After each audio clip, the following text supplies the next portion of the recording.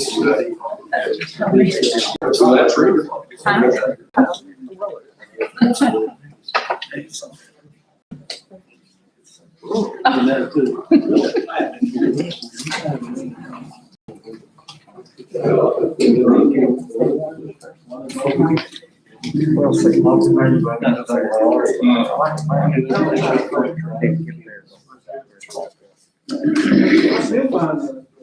Yeah.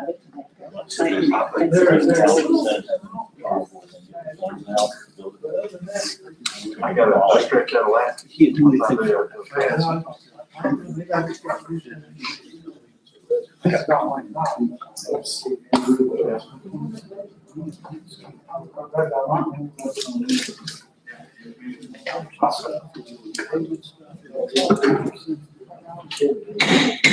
Good evening, welcome to April Conroe City Council meeting.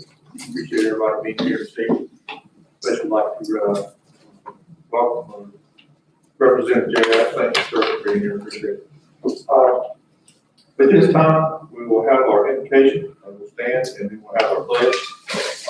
Our invocation is by Reverend Gary Royal, First United Baptist Church of Conroe, being read by Mayor Pro Tem Tom. Please bow your heads. Oh Lord, we trust in you as our ever-present protector, and thank you for your guidance as we endeavor to lead your people along the right pathways. There is a way which leads to life, and a way which leads to destruction. And as your chosen leaders in Conover, it is our heart's desire that we represent you in leading people towards life. We find ourselves in troubled times, yet even here you remind us to fear not and to put our ultimate trust in you. So hear us as we ask for wisdom, guidance, strength, and grace to be upon us. We pray for our mayor and all the elected officials of our city, for our firefighters, our law enforcement, and everyone who makes decisions. Keep our eyes fixed upon you, and to always act from the standard of truth and justice you have given to us. May our city be an example to others of what we can be when we make you our foundation. So tonight, guide our meeting and decisions, that everything we do will glorify you and strengthen the great city of Conroe. To God be the glory, and we pray this prayer in the name of our Lord Jesus Christ. Amen. I pledge allegiance to the flag of the United States of America and to the republic for which it stands, one nation, under God, indivisible, with liberty and justice for all. Thank you. Please be seated. Good evening, council. You have before you item 1 through 6 are consent items. And unless anybody has any comments, we'll take this all at once. I would like to, before we take these, Ms. Courtney, you want to talk about Litter Sweep, our Saturday event? Yes, this year we're hosting the annual Litter Sweep on April 17th from 9 to noon at the city park. We are not going to do the social gathering that had been done in prior years. We reached out to local businesses, schools, churches to try to get some participation, and hopefully we'll have as good of a turnout as previous years with Ms. Heller. Thank y'all for coordinating that, and hope our citizens will come out, or our city's taking a hit over winter. We appreciate everybody doing that. Items 1 through 6, motion. Next, those we approve. Second. Thank you. You all in favor say aye. Aye. Anybody opposed? Motion has carried. Item 7 is comments and visitors and guests. If you're here on behalf of the citizens or yourself, and you'd like to speak to the city council, we'd love to hear from you this time. Just come forward, state your name and address for the public record, and please keep your comments brief for the courtesy of all here. Yes, sir. Good evening. Thank you. I'm Mark Bullock. I live on 206 Hermantown Road, and I wanted to just bring everyone's attention. I've got an old dilapidated abandoned house next to me. I've been working with code enforcement for several years to get it removed, and it's not turning over very fast. I just want to take a few minutes to show you a picture if you could. Yes, sir. Take the sheets.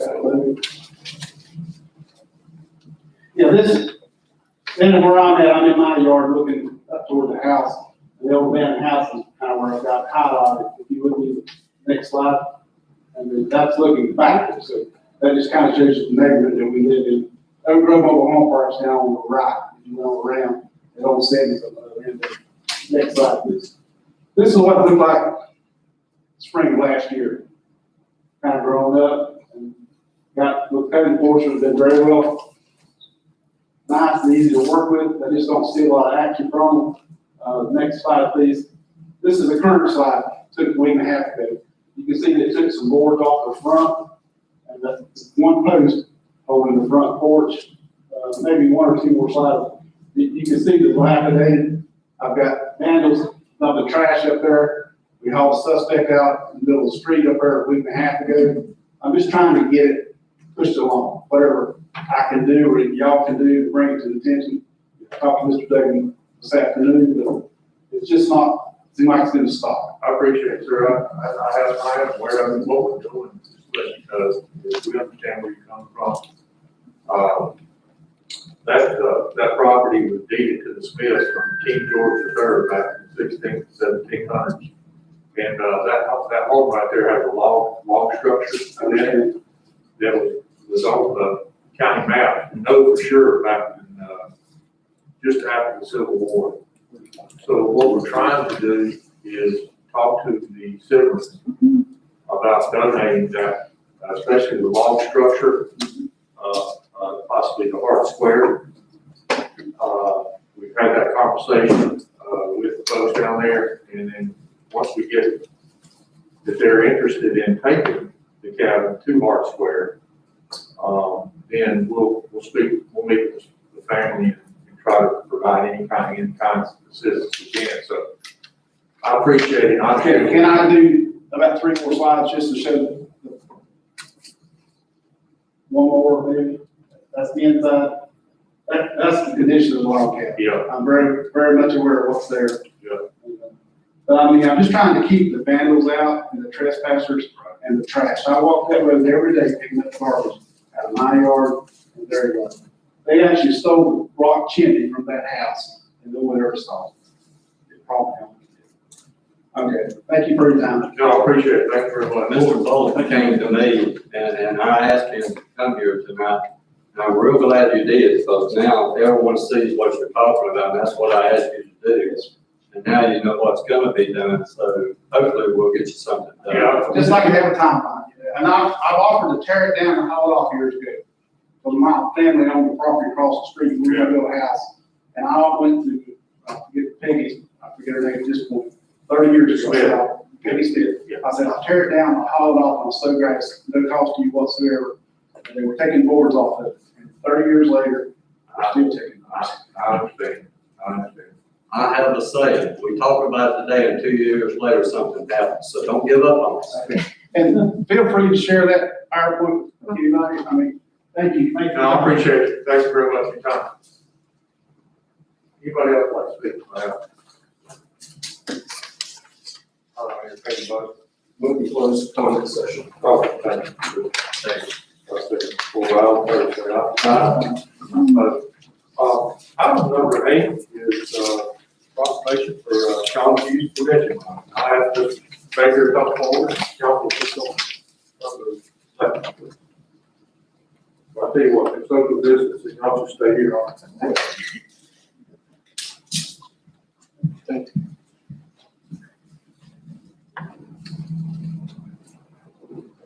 Mr. Baker, I appreciate it. Appreciate you being here tonight. Thank you for all you do for the children of our county. This is Child Abuse Prevention Month proclamation. Whereas children are vital to our city's future, success, prosperity, and quality of life, as well as being our most vulnerable assets. All children deserve to have a safe, stable, nurturing homes and communities that need to foster their healthy growth and development. Whereas child abuse and neglect is a community responsibility affecting both current and future quality of life of the community.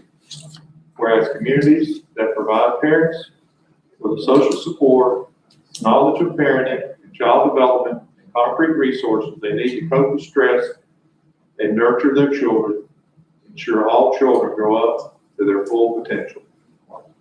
Whereas effective child abuse prevention stages succeed because of partnerships created among our citizens, human service agencies, schools, faith, community healthcare organizations, law enforcement, community organizations, and the business community. Therefore, Lee Morris Jr., Mayor of the City, proclaim April as Child Abuse Prevention Month. City of Collins. Thank you. Thank you so much. Thank you. That's- I would like to leave some cards with your permission. We have several events this week, this month for sure. And this is about a virtual event that we're having. The online auction starts April the 10th. The big event is April the 24th, and that's a barbecue dinner down at the Market on Main in downtown Hickory. It's your permission, I'd like to leave these for anybody that would like to pick them up. Absolutely. Okay, You just leave that. okay. Thank you so for all much. this. Appreciate it. Thank you. Thank you.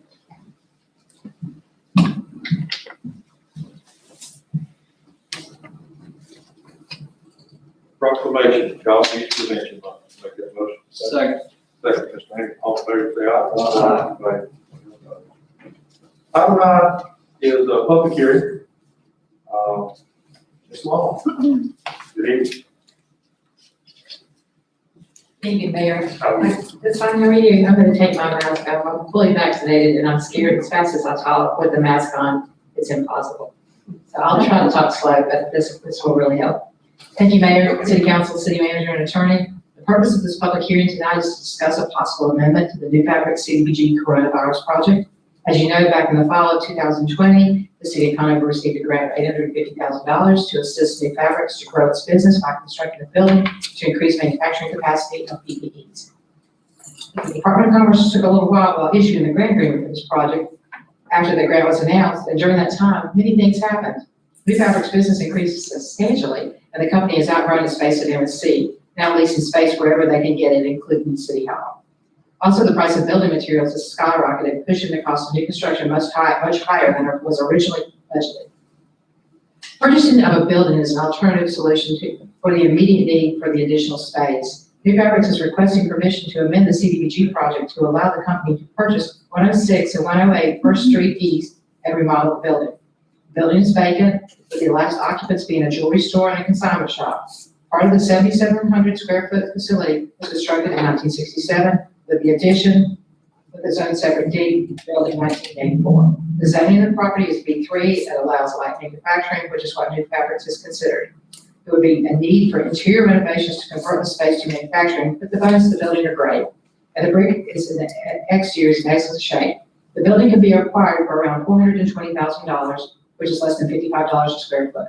And based on the contractor's estimates for the building, it can be renovated to meet New Fabric's needs for around $380,000.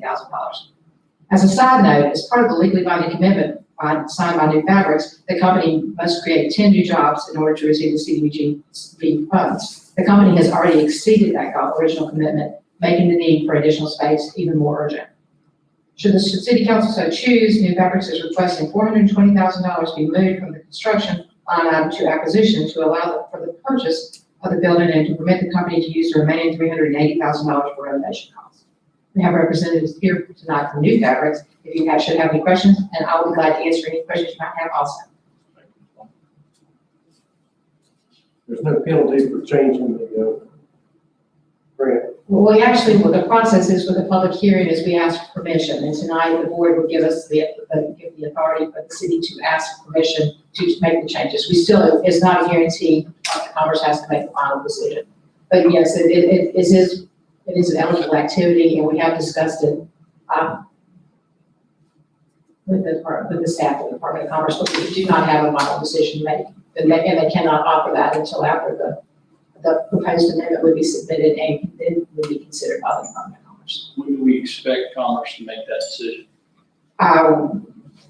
Within the next, as soon as we submit if we submit the amendment, probably within 30 days, we have to do an environmental review, which is necessary for any project we do, and some other documentation we But it is now eligible expense acquisition as well as rehabilitation is expense eligible, just like new construction.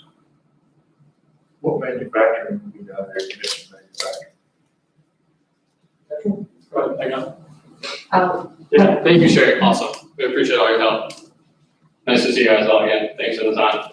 So, yeah, what facilitated this ultimately was time.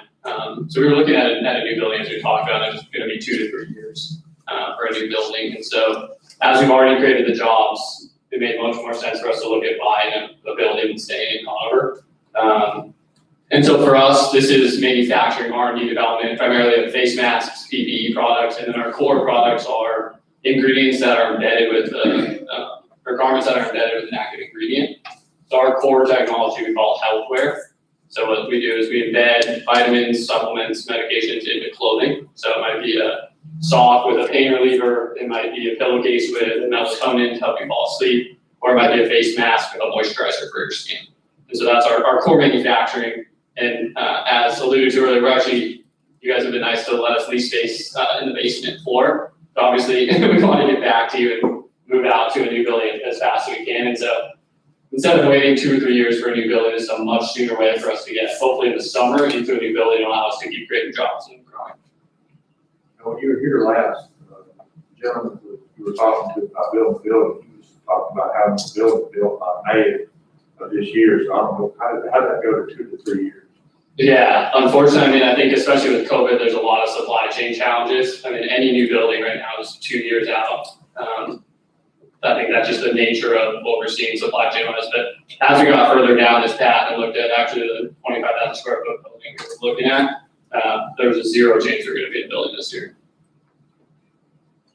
I have a couple of questions for Ms. Long when you get through. Yeah, please. But manufacturing, you're not doing any manufacturing here, you're just doing R&D, right, In the new building or in the basement? in a new building? No, we'll be doing some manufacturing and some R&D. So what we're gonna do is move what we have in Manufacturing Solutions Center, Yeah. move the bulk of that over to this new building and free up that space for other stuff.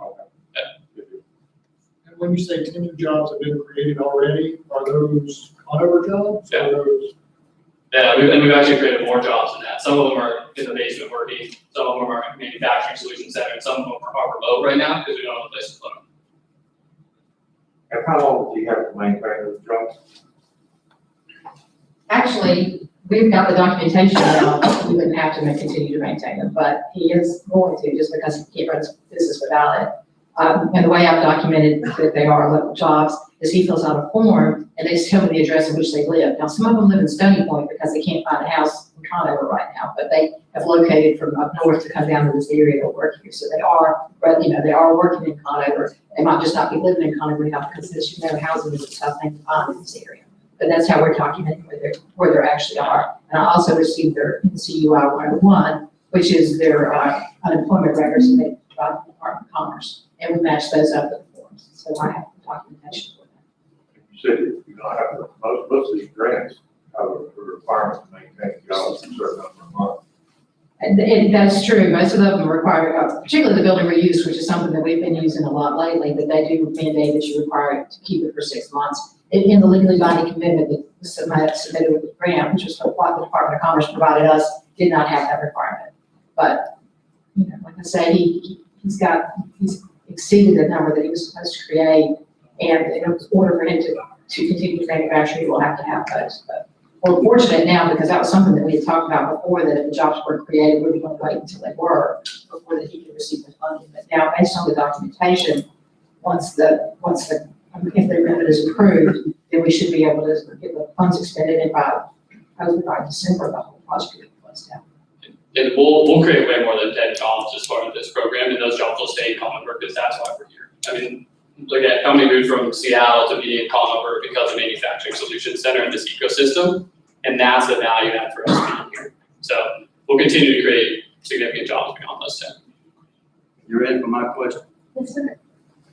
Everything I've read, and maybe I've overlooked it, I don't see anywhere in here how long they have to stay in the building. If they actually own the building, turn 6 months down the road, they flip the building and make a large amount of money off of it. Is there anything in there that don't allow all of that? There's Is there not. anywhere in there that says how long they have to be? there is not, if the board should wish to ask, I don't think that would be a problem with Jordan, I mean, to give him a period of time. Well, Yeah, I took real estate classes, I've heard all this stuff before, this one's too smooth, and too slick, and too quick. So I just can't believe that somebody can come in and get that much money and then maybe be gone 6 months from now. It is one of the reasons that you're looking at this building is because of the closeness to NSC. yeah, That's not part of your, yeah, so we're talking about, it's the Julius Store building, it's like almost across the street from Manufacturing Solutions Center. So that'll allow us to continue hold and transition over as we upfit and renovate the building. Look, we're not a real estate company, nor do we ever intend to be. So if there's some couple year period or however long it's fair to the group, we're gonna stay in that building, so that's not a problem. I mean, I don't want to see another good-sized empty building in Conner. I'm not discussing any of that, I'm just saying what I said, and I thought it was pretty simple. What would you say would be reasonable? Well, 6 months from now, they can leave if they want to. What would you say would be? Reasonable. That amount of money that they have received and everything, I say 10 years. Well, that's something we'll talk to the attorney Well, about. anybody can guarantee 10 years to stay in business anyway. I'm just saying, I think that's impossible. you come up with the time you think. I'm not gonna hold your hand to the fire. Welcome to Congress, sir. You know, if, probably maybe a easy. I can't believe there wasn't something in there, that's what I'm saying. Maybe 5 years, I mean, you know, I think 5 years would be reasonable, I think he's not gonna, that bill, I don't know how long the building's been vacant, but it's not, you know, for him, it's more valuable for him just because it's sitting in an MSC. And one of the things that he didn't speak of is that they're gonna carve out a little bit of retail up at the front, so that people that come into the area can see what he makes and manufactures and people can come in. So it's gonna be a long-term solution because he's leaving the manufacturing solution centers, because we looked at some other facilities, it might have been a little bit more than his need, but Well, they I'm were, glad but they're they were here. further out, I mean, they were further out in Yeah. Conover, so the niche that's got it, where he can walk across the street and they can do a test within 30 minutes is something that, you know, that I is. think what I'm hearing, Mr. Fulbright, certainly, we're all welcome. Yeah, we're Congress, and we're- we have an empty building, feel that'd be great. I think the question is just trying to look after the best interest of taxpayers' money. We have a representative back there that take this message back to the Department of Commerce that this COVID drunk's gonna have a heck of a hangover someday. And we just gotta make sure that we do this properly. So I would be agreeable with 5 years. You mentioned it, but usually we will have everybody. I'm asking for the whole group to speak up, I mean, you know, 5 years sounds good, I just. I guess we know. What authority do we have to do that? So you don't have any, the terms of the grant are what's been presented by Commerce. If you were to do that, really the question you're asking is, should the terms of the agreement, let's say it's 5 years, be violated, who do they pay back, us? Well, that's The good. state, the feds? That's what I'm getting at, too. Yeah, they're really not violating anything. He's already met the terms of the grant so far. He's already performed. Now you have to. The EDA, and you know, we all are familiar with MSC, that's when we signed that, you did sign an agreement that said that if that building would be used for that for a period of time. I think that something similar to that would not be a bad agreement to enter into, if that would be how it would feel for a period of 5 years, that building, you know, that cannot, there's a deed restriction that it can't be sold, you know, or something that you put on that, which, you know, by the time they purchase it and get it updated, we're almost, I'd say 9 months into it. You know, you're only got 4 more years to go. So, Well, Amazon wanted to buy his business and pay him a fortune. But I think, Mr. Bill, that's a great point, because he has investors, there's other private companies involved in this, would they be willing to sign on to that? That'd be the question. Because the investors have a say-so in that as well, not only the city council. So I think you have to check Get with them. $800,000+, I think they'd be probably willing to sign. but the deed, and this is something that we've gotten that, haven't gotten that far yet, but how the deed will be, transfer, with it something to do Beverage, if Beverage LLC or some type of holding company, all those things are something that we'll have to make determine that we don't have yet, because we don't have permission yet to do that. But I think that is a reasonable expectation that he stay in business at that site for 5 years. I'd rather see, Ms. Fowler, see any problem with that. Well, Mr. Mayor, it's an agreement, so I guess both sides got to agree to it. I think, Ms. Long, what do you call the term of art you use? Can I interrupt for just 1 second? Yes. We're talking about a side agreement. This would have nothing to do with what we're talking about here. This would be a side agreement, correct? I think it'd be part of it, because first he was gonna build a building, no, first he was gonna lease a building, then he was gonna build a building. And now he's talking about buying a building. So all Mr. Fulbright's wanting to do is try to put some sort of protections, to the taxpayers' money. Amen. That's all I'm trying to do. Well, the terms that the government has said is that he created the jobs. That's all the terms that he had. He has met those terms. So what you're doing is adding another hurdle onto it. If you do that, he has investors, he may have a bank, or have a lien on the property, I don't know. You would need to figure all that out before you start setting terms. My understanding was the building be paid for with the grant money. That is correct. Yeah, that doesn't mean you can't go get a mortgage on it to borrow for equipment or something else later. I think you need to work through all that before you What does start. that have to do with 5 years as well? So then you be putting extra hurdles on the grant after he's already met the conditions of the grant.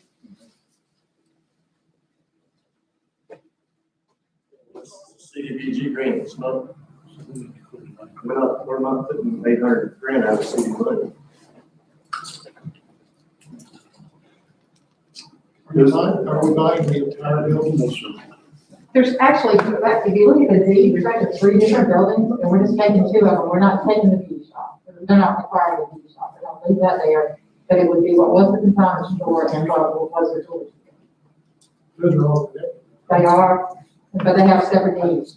So you got separate Deeds. So you looked at your part, but the other part is what you did. And right, but the majority of everything that's going to be done is going to be on the inside of the facility anyway. The exterior is pretty super tight. Parking lot might be a little bit of work, but other than that, it's got good running. This is the public hearing. You hear speak on behalf or against, this particular amendment. Please, come forward, state your name and address for the public record. I'd like to speak. Jordan, I spoke, gentlemen, would like to speak.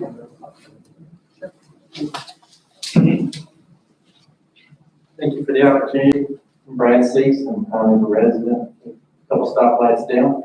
And very happy to have this business choose this area and continue to grow. This company, BTM Manufacturing, or Cal Manufacturing Solutions Center. And this project is an opportunity to grow businesses in our area, produce jobs in our area.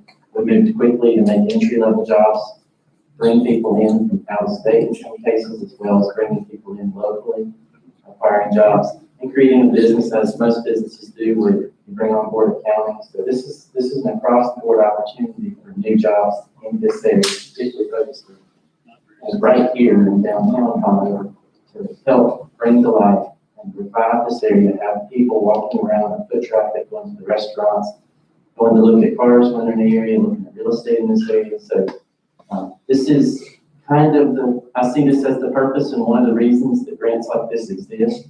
It was an immediate need on face masks and protective devices. It's something we can service, we pivoted to do, we've done it well, we believe, and produced them through local governments and throughout the state and shipped them up into the crisis areas of New York during the crisis, in Boston, Harbor Patrol, Police Department, NY, we supplied all of them last year. We rush transported the Black Hawk helicopter to DC to supply the Capitol Police last year. And those are all things that received press or the Connor called out press in there that we were able to provide this. Taking a building that's been idle for 3 years without doing any harm to the neighbor, the hairstyle salon that's next door, and be able to fix it up, improve this downtown area. It's a major benefit. And nobody goes to this kind of trouble, or we're not a real estate company. It's not the purpose of going and gathering the buildings so we can do something different with it. We're building a company. And so I appreciate your consideration for that. The grant has specific guidelines. We're gonna go well beyond that. We're bringing on hires. In 2 more weeks, we have an accountant that's going to be involved. And those are all sourced from here. If we can, we'll source from here first. And so I think that's a good thing. We want to encourage that, not discourage it. We want to remove as many hurdles as we can. I say that as a business that's involved. But we're makers. We make things, and these happen to be high-end products with high science and analytical science, and that's a whole different group of jobs that aren't even here yet. They're not even covered by this grant. But we're bringing them in. People are using highly technical, scientific equipment, biological studies of chemical analysis of the yarns that we're using and what they perform with and what they provide. Appreciate your consideration. Thank you, appreciate you. Thank you, sir. Anybody else like to speak? What kind of improvements will be done inside? So the building was stated, a significant portion, about 5,100 square feet is 1969 and slightly newer technology. So the electrical wire needs to be updated with different panel box with higher amperage in order to be able to handle our specialized equipment. The devices themselves don't require any hearing protection. They're quieter than traditional manufacturing. They're actually really clean under current GMP standards. So they'll be upfitted in the building with machinery that operates, as well as scientific labs that have clean rooms in them. We built 2 clean rooms in the last year. This would be an upfit of a new clean room installation in there, which meets certain class of FDA guidelines. So we're talking clean, quiet. The operators who work in there are biomedical equipment technicians. That's their job title. They wear scrubs to work, and they clean. About 30% of their time is spent cleaning, about 30% documentation, and the rest of the time is on equipment doing what we traditionally would call manufacturing. Producing the raw material into a final product, which is out.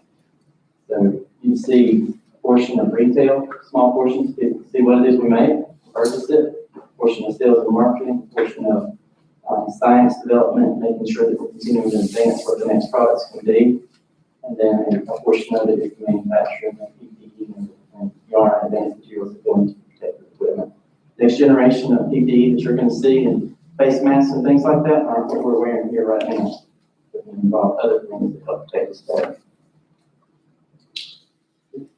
Thank you, appreciate it. What about, I'm gonna follow up with Tanner's question.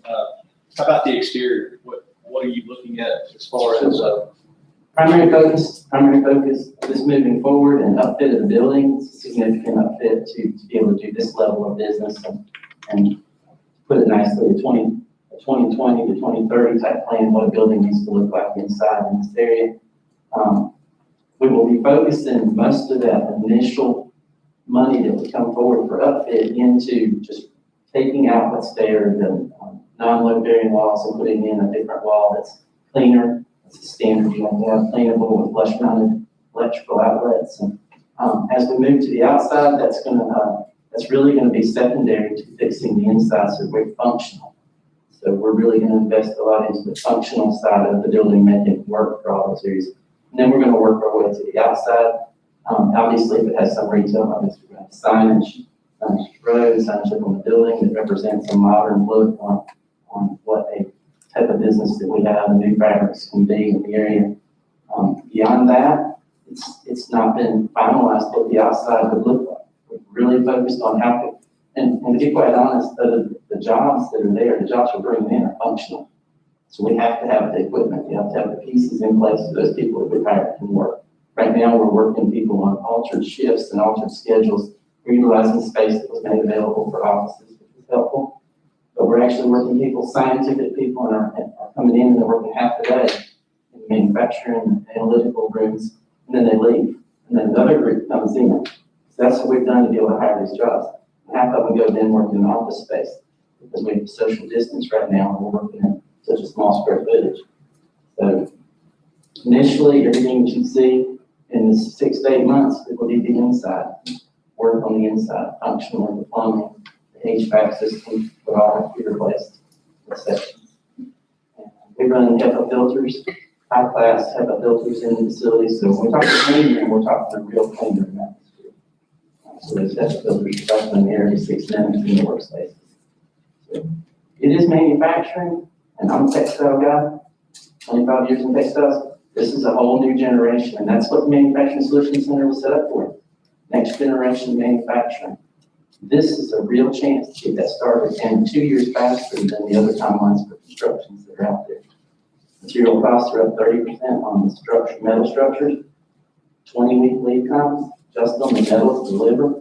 You're not, somebody's gonna get a building built as fast as this can go on and bring jobs in here. Does New Fabrics disclose your annual revenue? We don't, but I mean, we did over 10 million revenue last year. What is your name, sir? What's your name? Brad Cease, And what was your position? I'm VP of Manufacturing and Process Innovations, but I played a role, came on board and played a role in trying to make the process that we can manufacturing scale from the research and development that we were and have been for several years to be able to scale it into a real reproducible product. We're recently able to scale production for Walmart and Target online. So we have products that are online as a week ago for Target, and that doesn't happen without being able to take these resources and people that we have and actually produce it get them into equipment and actually produce our products. We'll say that last year we delivered picked up and delivered in North Carolina the same day from locations all over North Carolina to be able to build those products as quickly as we did. There were 2 million masks. So if there's any question about what we do on PPE, we produced nearly 2 million masks. And that started March 13th of last year. So that's really just that a year. Still partner with the song. But we do work with the song, contract manufacturer, and clean room facilities there. And sometimes when we have a shortage of help, that's a position that can help us get what we need. He also has some logistics background that we didn't have to be able to do large shipments like Walmart. So they're doing all you got. Yes, well, we now have a VDI system in place. We were able to get that established, and that's going on. That's what you need in order to do your Walmarts and your Targets and the other companies we can't talk about yet. But yeah, we do have VDI in place. Putting in place all the systems that otherwise we would have had to outsource, which is what's happened. And we've been able to now bring in source, have those people be our own and have them work in this area.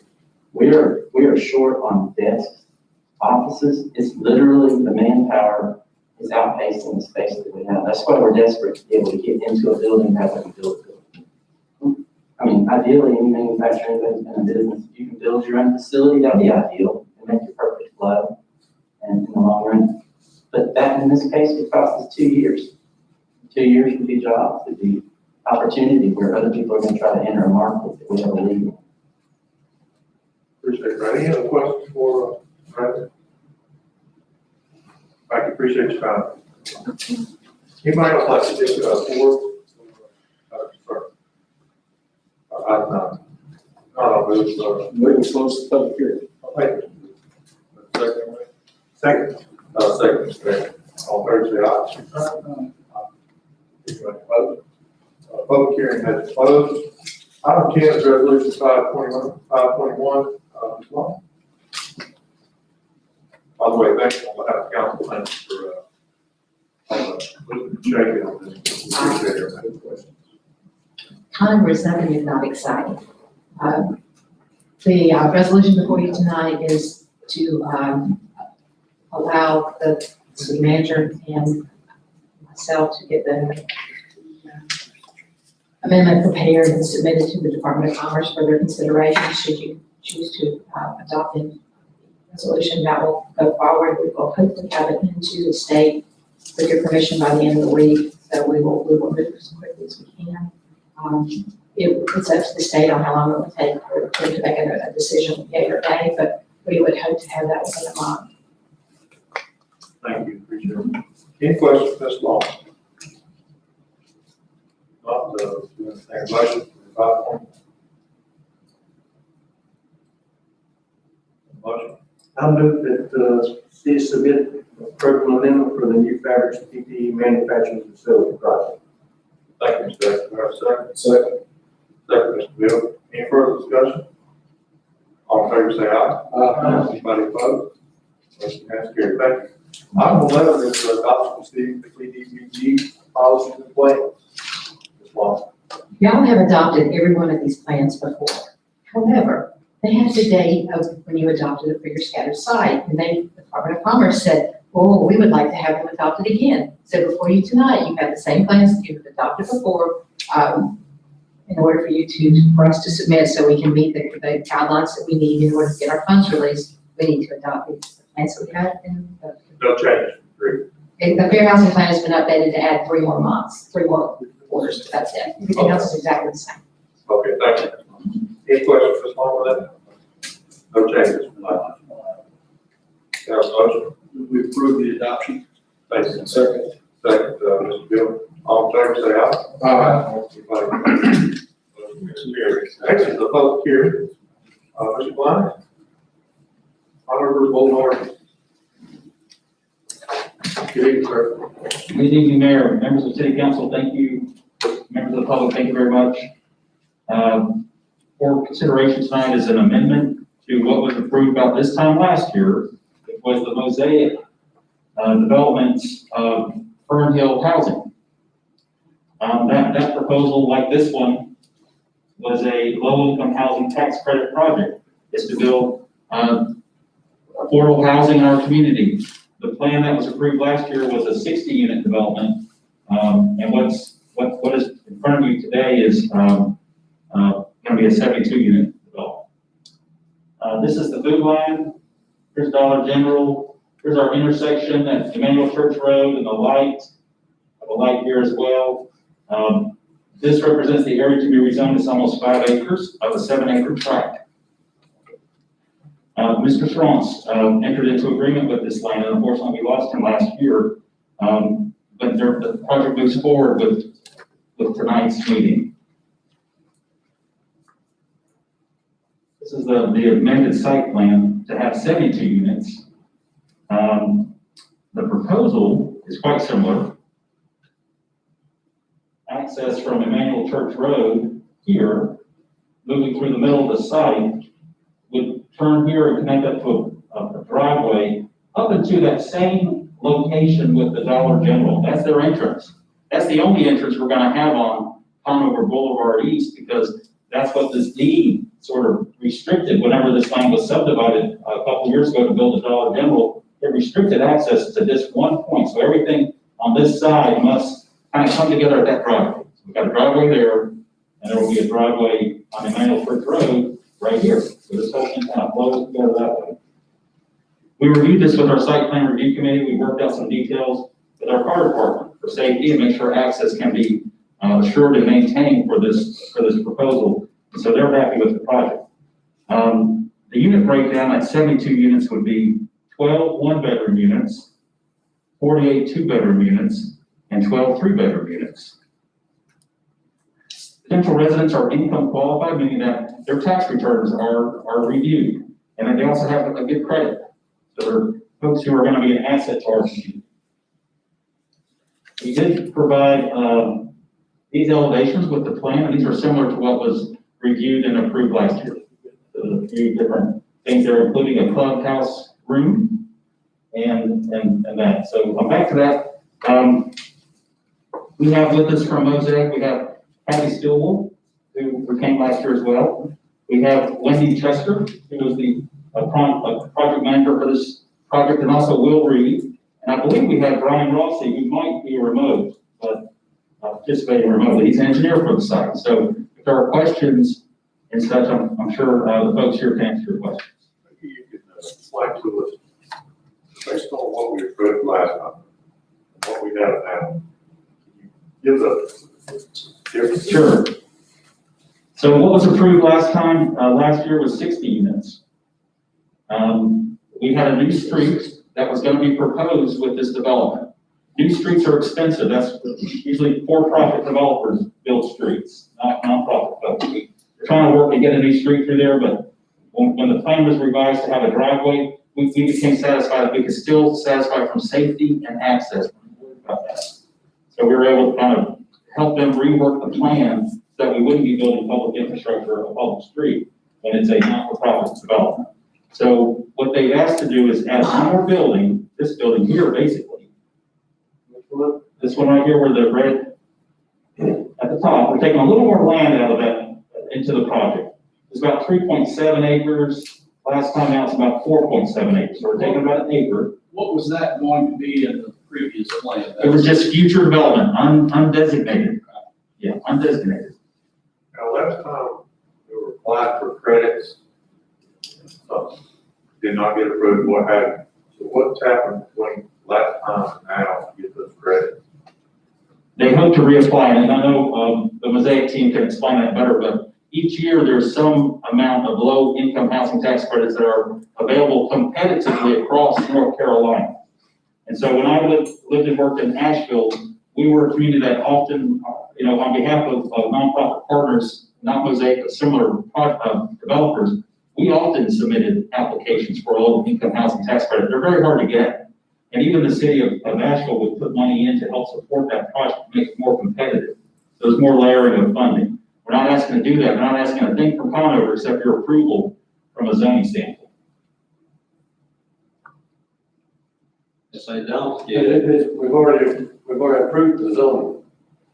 Right, so it's a revision, so it's an amendment to that approval. As conditional development, we'll be bringing these forward to you. When we have conditional zoning approval, which is site plan approval, right, and conditions, when those conditions change, I have to bring it back to you. I can't approve it by staff only. I have to bring it to you all since you approved the original project. You have to see the revisions as well. That's why we're here. So is the reason they're revising it because you didn't get the grant? They're gonna try to have a more competitive project this time around. With a few more units and a slightly revised site plan that will basically do the same thing, but hopefully save money and make it a project that makes the project more competitive statewide when it comes to the qualifying of these low-income housing tax credits. Will they know if they qualify? I don't have to answer that. I think it's this year. It'll be like in the fall. if they don't get that grant money, are they still gonna build? I'll let them answer. I'm not sure about that. Okay, the conditions in the notice say a new driveway, it also says a new sidewalk, but we do not have the sidewalk to begin with on the first one. We did, but we've got a revision now. So the sidewalk would be along Emmanuel Church Road, which is the public infrastructure. So that will get a new sidewalk along that frontage line of that development. Okay, so it's gonna yield it won't go all the way to the intersection. It won't go to the intersection. But now the new driveway in has, run your, Sorry, okay. I mean, it's not a straight shot, right? Comes in here. Yep. Straight shot pretty much. So the road, okay, what's that in the middle? It goes right through the middle? I don't know what that is. That's a no. It's a note on the plan. Sorry, it's just a notation. It goes right through the middle and will turn, and that driveway will continue. My little light here is fading out, but that's what it's supposed to do. It's go right. Telling us all the planning board approved it 4-2. What were the concerns with the two city roads? So, we had a concern, about, paying property taxes. That was one concern about paying property taxes on the site, due to ownership or the nature of the ownership of the development corporation. It's a not-for-profit. So that question came up, and then, If they do take property tax. I'm gonna let them answer that because I'm not sure how that worked. And then we had a neighboring business, actually, Mr. Corrier's, the staff on Mr. Corrier's team, he asked about traffic.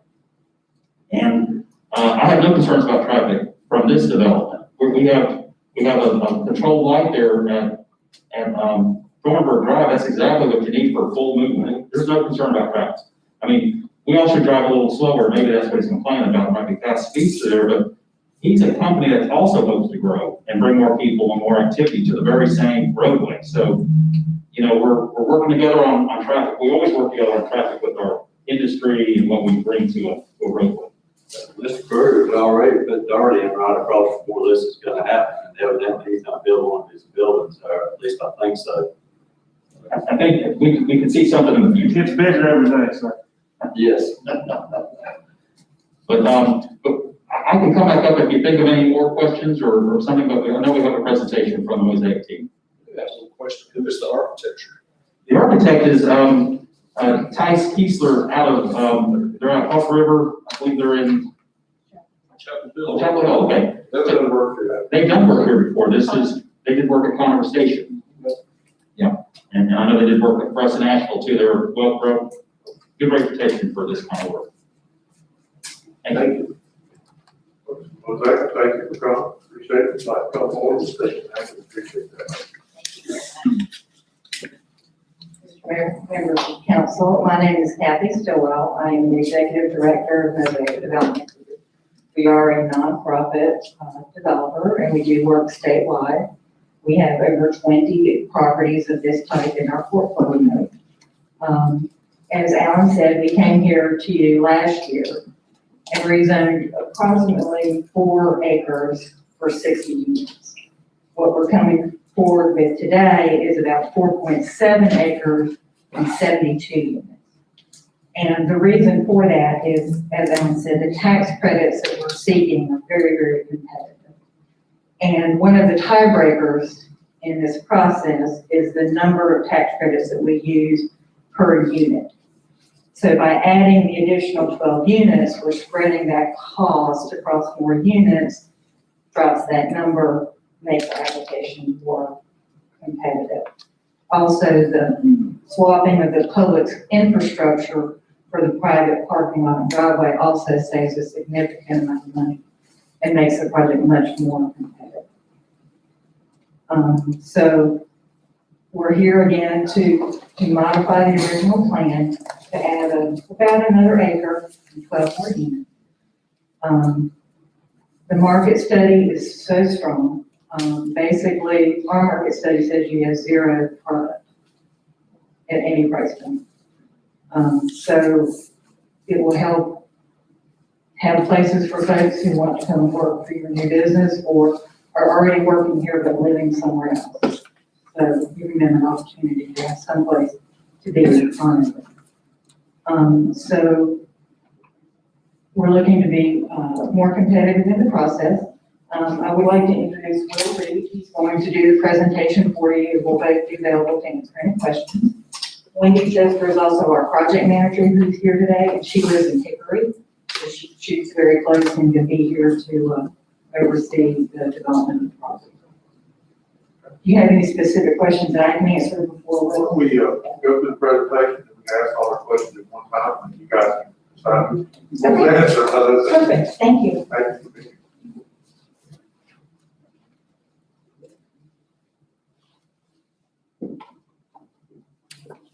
Thank you for having us. Thank you for being here. Next slide, please. So as Kathy mentioned, we are a nonprofit based out of Charlotte. Okay. Look that way, that one front side. Based out of Charlotte, North Carolina. We've been doing this over 55 years now. Primary mission is to provide high quality and affordable housing at a variety of incomes. We've worked primarily in North Carolina over those 55 years. We've done a lot of properties in Charlotte and also more rural areas across the state. Currently, we are finishing up one project in Charlotte this month. We're also working in New Bern, North Carolina as part of a disaster recovery effort from Hurricane Florence, helping replace some of the housing that they lost back in 2018. So we developed the property. What I think is really important is that we also own and maintain the operation of the property. We're not going to develop the property and sell it off. We are in it for the long haul. So we make sure that rents remain affordable and that the property is well maintained and that it really continues to serve its purpose and help fulfill our mission. Right now we have over 1,000 existing apartment units. As I mentioned, 144 under construction. We have about 6 Charlotte properties and the other 19 properties we have are sporadically located throughout North Carolina, from the west all the way to the north, really down in Newburgh. This is one of the main reasons where we originally began these conversations with Alan, with the city, is that there is a need to come for more affordable housing. This is the 2019 Chamber of Commerce survey. What we found is that employers are saying they're having difficulties recruiting and retaining talent here. 70% of the employers surveyed said this, and over about a third of them said that housing was a major reason for this. So I think that the housing not only benefits the individuals, but also will benefit corporations that are here, helping recruit, retain talent. And I think it's important that the people working here are also able to live here as well. Just a little bit more data on the issues that employers are saying. As you can see down there on the bottom left, the top 2 responses for employees on why it's difficult working here in Catawba County is rent affordability and limited rental availability. As Kathy mentioned, the market study shows there's right now no supply of affordable apartment units under 80%. The market study also says there's over 1,000 in demand in the area. And one more thing here is that employees that are working in Catawba County, some of them aren't able to actually live here. And again, the main reason is just the availability of housing and the affordability as well. Burn Hill Apartments is what we're proposing. As mentioned, it's 72 apartment units. Mosaic, we're going to be the long-term owners. One thing that I want to mention is we don't just want to build anywhere. We're looking for places like Conover where there's opportunity for those residents. At the end of the day, we want to provide a place where they have the opportunity for upward mobility based on having a safe, affordable place over their head to live. So I think Conover offers those job opportunities to really thrive in this economy. The income restriction is at 80%. I just want to, right now that's at about $35,000 a year for a single person. As you add family members, someone with kids, that goes up to someone with 45,000 or less. If you have 3 kids with you, we're able to afford that. So we took a look at some of the jobs in and around the city and found opportunities for people that are already working here: city grounds people, police officers, a police department clerk, and I think the big thing here is all these new manufacturing jobs. The $35,000 a year is about $17 an hour. So Tice Feaster is the architect, worked on Conover Station. EMH&T, we work with a lot, the engineering firm. They do a fantastic job. We maintain ownership, we maintain direct oversight of the property, but we do hire Excel property management. They're able to do the day-to-day operations, lease up, help with resident concerns. So one important thing is that they'll have someone on site, a site manager, as well as a full-time maintenance person to make sure everything runs smoothly. Site plan, just real quick, going back over, wanted to add the 12 apartment units. One more thing we also think is going to make us very competitive this year is that we have a commitment for $300,000 from the WPCOG, which will help us get cut down our credit ask and be competitive. Who was the grant from again? Say that once again. The Western Piedmont Center of Governance, Council of Governments. Oh, let's see, they're good. They've committed $300,000 to the project.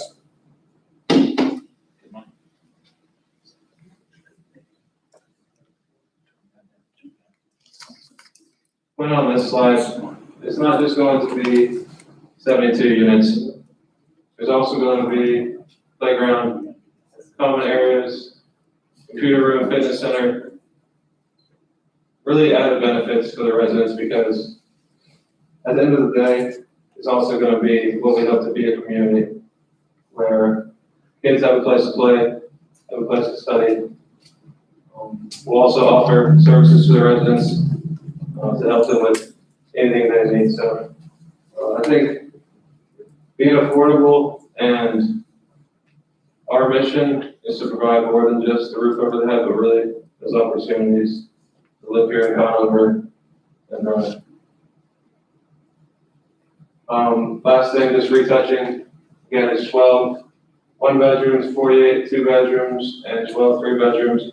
The market study, we have a copy, if you'd like me to leave it with you, I'm happy to do so. Fully supports this guy. At this time, is there any questions?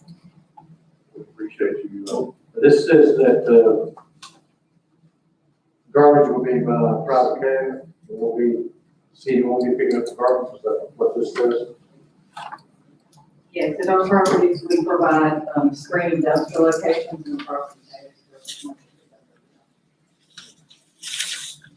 What would be the average rental rate for a two-bedroom apartment? One second, I have that here. So the amount of rent you pay is based on the income bracket that you fall into. So there's 80% under, 60%, 50%, there's also some 40%. So starting at the two-bedroom, 80 would be, one. Let me give you a range. There's a lot of, right, two bedroom, so a 40% unit, two bedroom would be 442, and these are subject to change, but these are going to be very close to what they would be. A 582 for a 50% income, 722 for a 60%, 920 for an 80% income. Same unit, just depends on where you fall as far as All system. units are against just which band or you fall into. It's not a percentage of your income, it is straight rent that you pay based on where you fall. Do you review that annually, or is that? Yes, residents recertify annually, and they have to provide all of their documentation to show that they're meet the requirements of residents. Can you speak to the tax question, the property tax question? Yes, for low-income housing tax credit properties in the state of North Carolina, there's a statute that says that these properties do not have to pay property tax. You do not have to. They do not have to pay. That's correct, and that is a state statute. We do pay tab fees when we build a property, we do pay personal property taxes, which the benefits of about the actual real estate taxes. And that's part of what helps us keep the rent. That's the reason you have your own trash services and all that then. It does help fill the 5,500 jobs. We got there. You couldn't have picked a better place. We like it here. We had realtors showing us other properties and we. That property out there just has other apartments, wrote it all over. There's no real close houses there. We had a couple people questioning that lived on 70, nobody on the Mansfield Church Road said anything, but it's not a house there real close. They can walk across the street, get the groceries. Good job. Hope you get your money and hope to see the bill this time. And I'm Mr. Fulbright, our representative on West North. Council Jones. I appreciate that. Keep it in on that. Yeah. Thank you. They really like it. Yeah, the lady right there sitting there was one of the main ones for that. The, water and sewer bills, are they individual apartments, or how are you going to be paying those? We pay the water and sewer, property tax. But I mean, it's going to be 72 of them, or how, we're not going to have one of these master meter problem or, right? Typically, we do master meter That's correct. So we'll have one bill for. Master meter is more convenient for us as a city, but then I would recommend a sub-meter. That's If they have a leak or something like that, that we can assist them with, the manifold. We have both, we allow for both in the city. A lot of times, they will do individual. The private market rate apartments typically do individual, but not all. We've not had an issue with our tax credit project for water.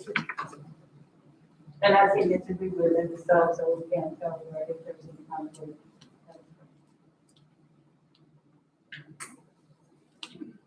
Thank you. This is a public hearing. I'd like to speak on behalf of, or against this, particular, development bill. We'd like to hear from you this time. Please come forward, state your name. Address to the public record. Comment briefly with the person there. Mayor, members of council, real quick, what conditions that you have in your packet, as you're saying, as part of the loan. One thing we felt the mention that we may want to include with your permission, if you will include it with the motion, if you approve this, is the maintenance and entrance ways here. These are both in the home of the streets. Off of US 70, off of Kirk Road. In the past, we've had private streets do that. We do a maintenance line. Remember the last David Drive project, where I was running 2 years ago, 2.5 years ago now. We did a maintenance line in there so we could bring some files in. File that intersection, make sure it's clear. It's a lot cheaper for me to go in there and pull a file in, turn around on that intersection, and then send police and fire out there, the rest of somebody on the accident. So we'd like to be able to do that. Could be 75, 50 feet, something to work out with it later. But you want to be able to take a file in there, legally turn it around, clean that driveway, and entrance out. So it's safe for everybody. We just build it. We say 75 feet. That's fine, that's perfectly fine. How you want to word that? You just allow the staff to add conditions for snow plow, snow removal maintenance. Was there got any issues with that? I would think. Thank you. Yeah, good add there. Anybody like to speak on that? If not, take a motion to close the public hearing. I just got one more question. How long is that street? You're not gonna have an issue with speed, or you're not gonna have to put a bump in there or anything like that to control traffic? Because I mean, it's just a straight shot. How long is that? But, have our residents speak back to wouldn't want to speak up unless you guys let us have one, but we didn't. Typically, you don't like them to your fire trucks and things like that. Right, I know, that's why I don't know how long that is. Is that? If it became a problem, we might come back to you and ask you if we do a low, something low with that would have the handicap parking. So it would be just. So we just make you put in a roundabout, so that's. I was I late. don't think we've got a speed bump this whole time. Snow plows don't like You it. have to do a roundabout. Yeah, it's up around, I think. Yeah, you wouldn't have to plow our parking lots. But I mean, that's my only concern, it's a straight shot to somebody. I like, you have kids running around through there and all that, in the neighborhood, so, safety concern for the traffic inside the zone. You probably could if your own speed limit sign through there. I'd be able to up another can of worms. I've done one now, so I'm not doing another. We will put a traffic sign in the future as well, and sometimes when we do the handicap crosswalks, they have to wait a little bit. So we could incorporate them in the traffic signals that could, if that would be any concern.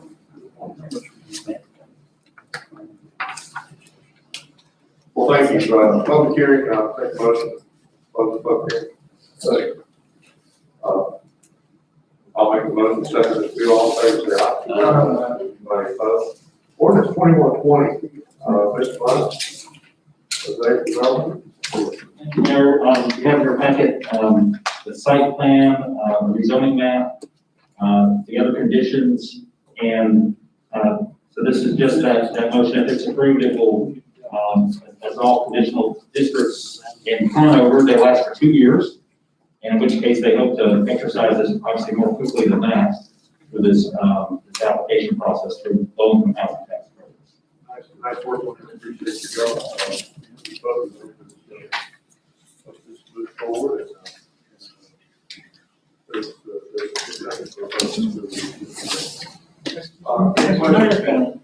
One thing I mentioned, I don't think it's gonna be an issue. One of the conditions of the statute is that the property owner has to agree to these conditions.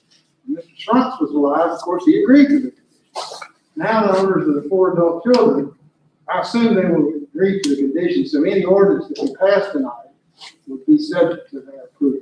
Would each one have to sign individually? Well, they're the 4 owners, yes, sir. Yes, sir. Okay, gotcha.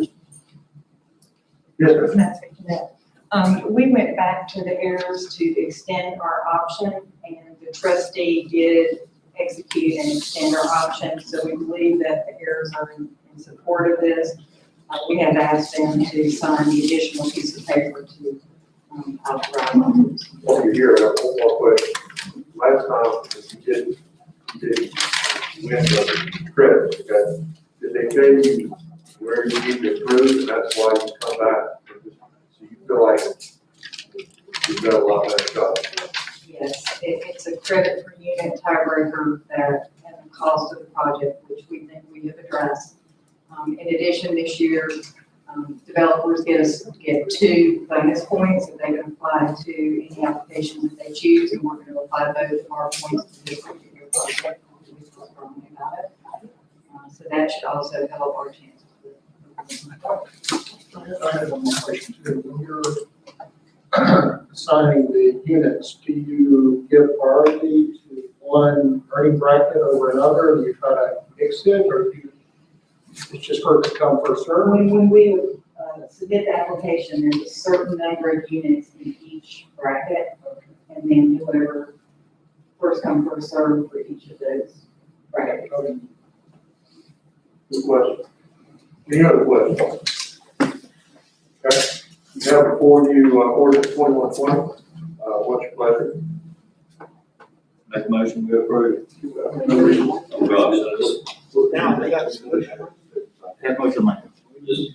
Down right there. I move to approve the rezone request R 21-02 for 1312 Conover Boulevard East from B2 CD Highway Business Conditional District and B2 Highway Business to B2 CD Highway Business Conditional District, and find that the request is consistent with the land development plan and is reasonable and in the public interest because housing of all types is in short supply in our community. The site is conveniently located near to employment, shopping, schools, recreational opportunities. And we will also add the 75 feet to the system entry. For clear. No, can't read it right. I see maintenance, and I see entry, and I see my wife's scribble. Man, I'm with it. 75 feet. I gotta read it. 75 people, snow removal question. You'll trust Mr. Pam to scrap that land. All right. You got that, Ms. Kennedy? Thank you, Mr. Lawrence. I'll be glad to give you that, but you won't be able to read it either. Second, Mr. David, all fair say aye. Anybody opposed? Nice project, thank you very much. Appreciate you guys being here. You're welcome to stay, or you're welcome on your property. Hit that home, so appreciate it. Thank you very much. All right. Item 14 is, budget introduction for, project Stevens. Mayor, members of council, it's not a stretch to say that the retail industry in this country is under a dynamic state. And we've noticed that, and you've noticed that we have several retail facilities in Conover. They've averaged working to fill one of those retail facilities, but I've been empty for quite a few years.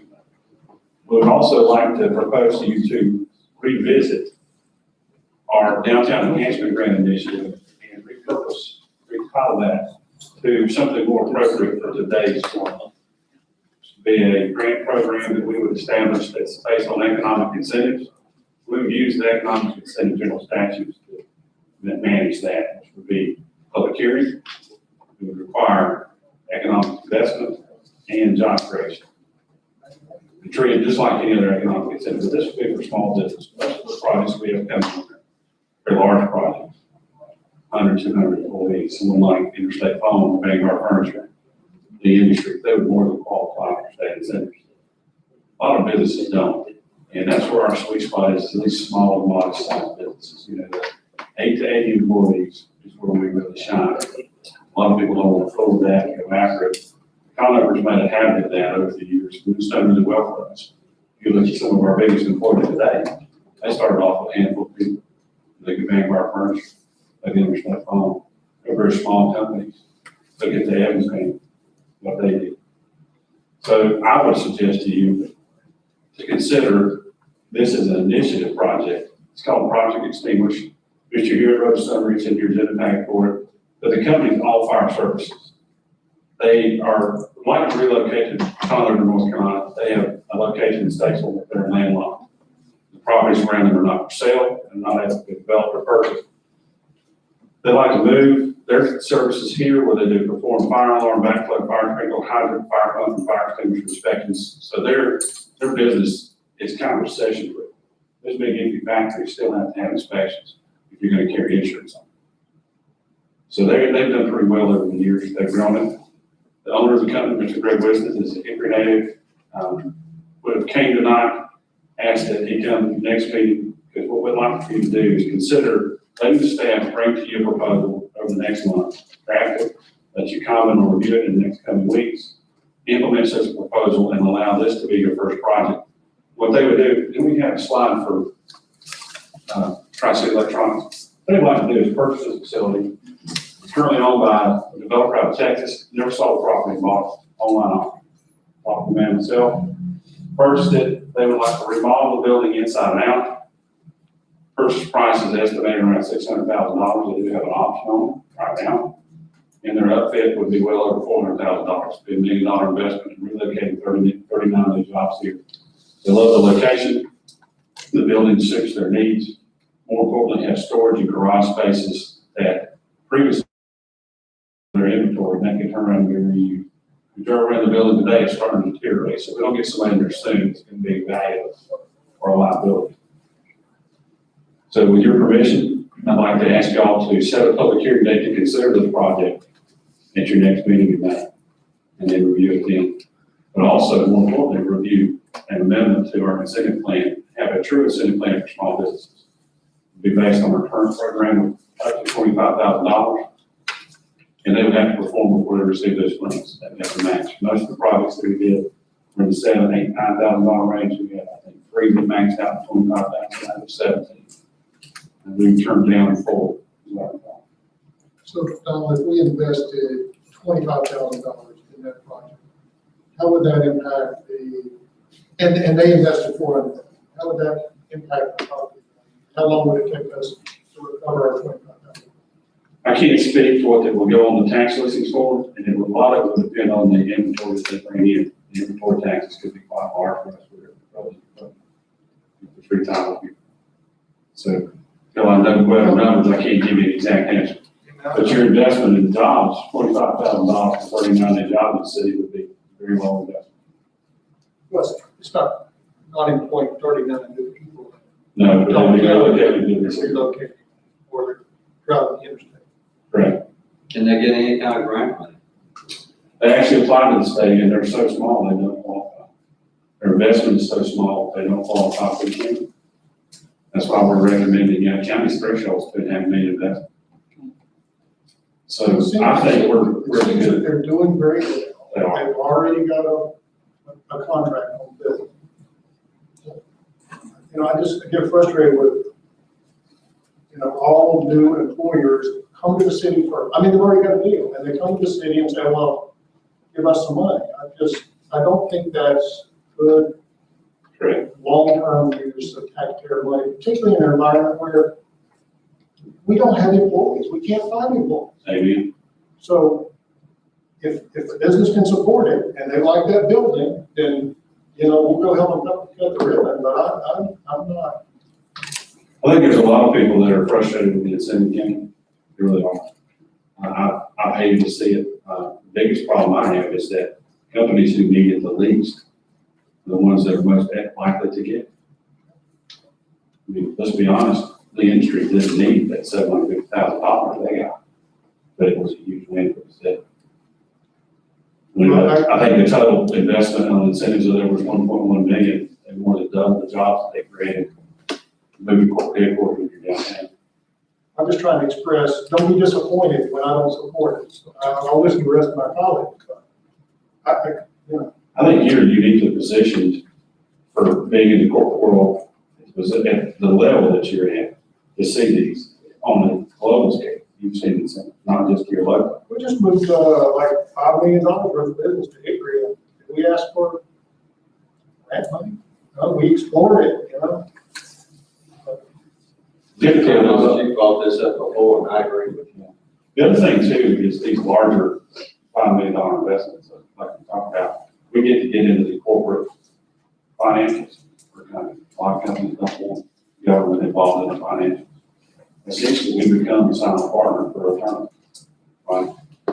That is unsettling within the media. But with these small businesses that have potential to grow, might be worth the effort.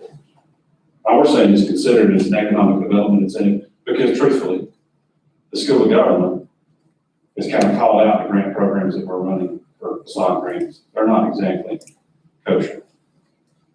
Well, they've done a lot of benefit. They have. Downtown is the heartbeat of the city. And we look at the improvements, the business improvements, the outside of the building, the facades. I mean, they do look a lot better and more inviting.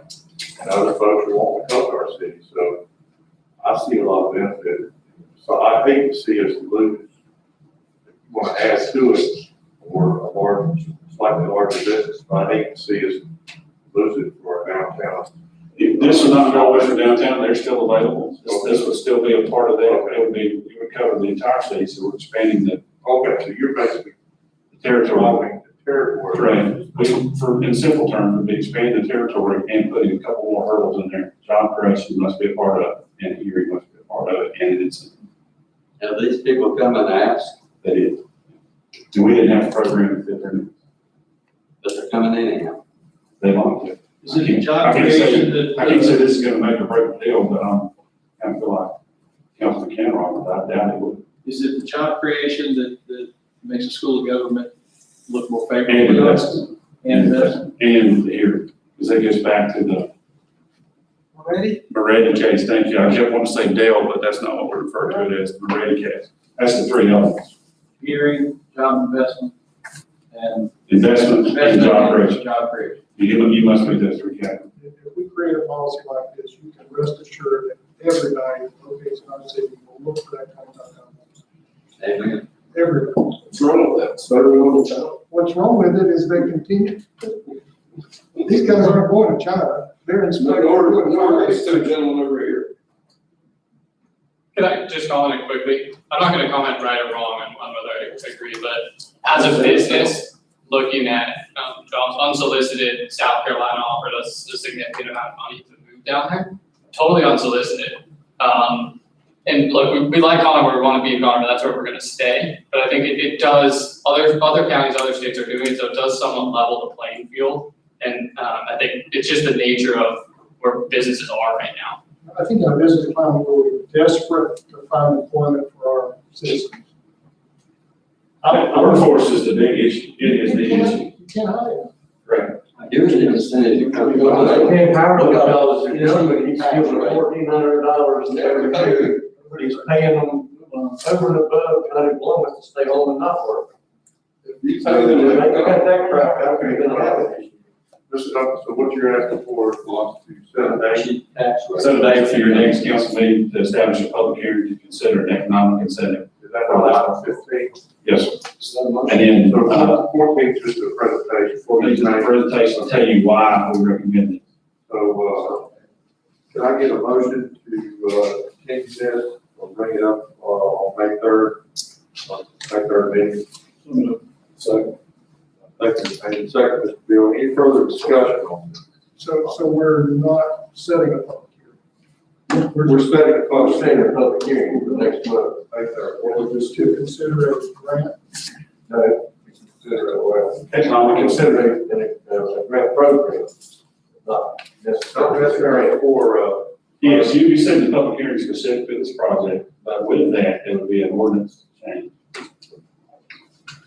so, Policy change, excuse me, attorney was quick, policy change that go with that. Because I don't think you just want to do it with or the other, I think you want to have a policy that has some guardrails on it. Well, I mean, I think that all in all, the downtown program that we set up has worked. Yeah. All in all. You got many points to, many projects that want this. Right, and to look to expand it from downtown to the whole city, I don't see a problem with it. And we look at it as a case-by-case basis, as we did those other ones. It's a busy thoroughfare.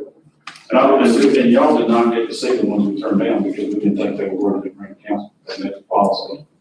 We were able to scrap them. let's say, Walmart, I mean, not Walmart, McDonald's is improving their fascia in Walmart. So McDonald's can come to us and say, hey, Under our proposal, it would not qualify. Must be a vacant building or adaptive reuse. okay, somebody wants to occupy a space out at the old Kmart area. They want to get a soda shop.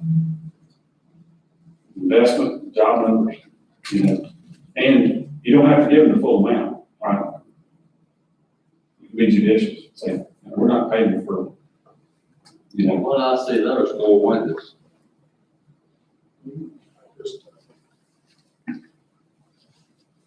okay. We have a motion and a second for to set the public hearing. All in favor, say aye. Aye. Anybody opposed? No, No, Motion has carried. We'll have a public meeting on the third. Item 16 is approval of Smoky Grace. Mr. Pennell. Yes, sir, Mr. Mayor, members of the board, since we really got a map, there's a map attached to this easement.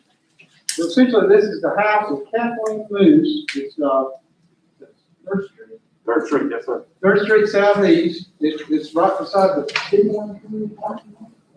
Roy Hill parking lot. Right beside the Four Hill parking lot, the house immediately beside the Four Hill parking lot. And, Mr. Ken Roberts spent many years there. but else off the roof. And, so this easement gives the city the right to put a slope and grading on their southwest corner, in connection with really the MSC, the new MSC building. And, if we had not gotten the slope easement, then we would have to build a retaining wall.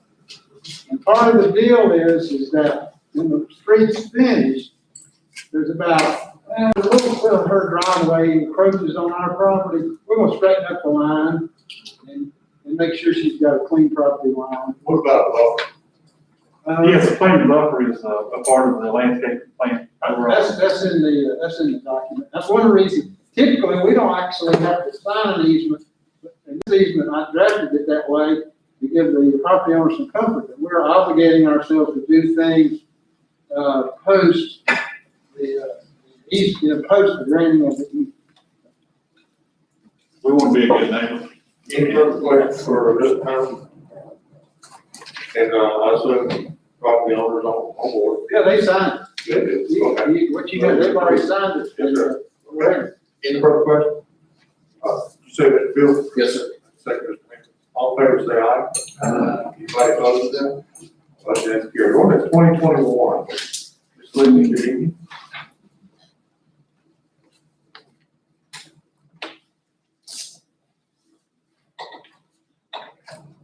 Good evening, Mr. Mayor, members of the council. Ordinance 2121 amends the 2020-21 budget ordinance by appropriating $12,194 general fund balance.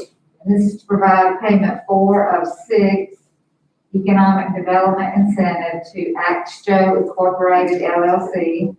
It has been determined that all the requirements of the contract have been met in order to make this 4th of 6th payment. Ask Joe.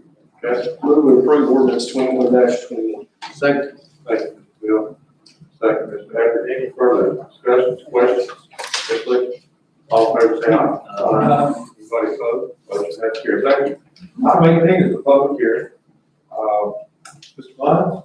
Mayor, may I beg your pardon and amend the agenda? We have some visitors still in the audience that probably would do us well to go ahead and cover items 20 with them so they could get on the road and they would not have to sit here all night. If y'all allow Representative Adams to here with us for this item specifically, we have at least 2 other guests in the audience to hear them.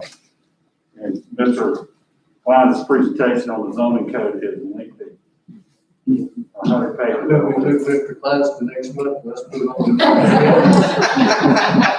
I'll second that. All good. But if I may ask y'all to skip items 19 and go straight to 18 and 19, go straight to 20. Item 20 is PPE. Mr. Dodd. Mayor, members of council, in your packet is the bid tab for MFC Phase 2 Manufacturing Solutions Center. We had to bid again the project. Matthew Construction was a low bidder at $8.4 million roughly. You have a partnership with Inger Walters Partners through Whispering LLC. They have successfully paid the architect in full as of Thursday noon last week. We'll be asking permission if you can certify this bid as A, and B, give me permission and the city attorney permission to enter into contracts and award this contract to Matthews Construction and move forward and build a new 75,000 square foot facility, 30,000, 15 on each floor for MSC, and partner with Inger Walters Whispering LLC for 45,000 square feet for new depot. You'll be using $9 million in proceeds, in which Representative Adams and several other key people in the General Assembly helped us procure. It was originally federal funds. We got the legislation extended for a year with the help of the White House and our delegation.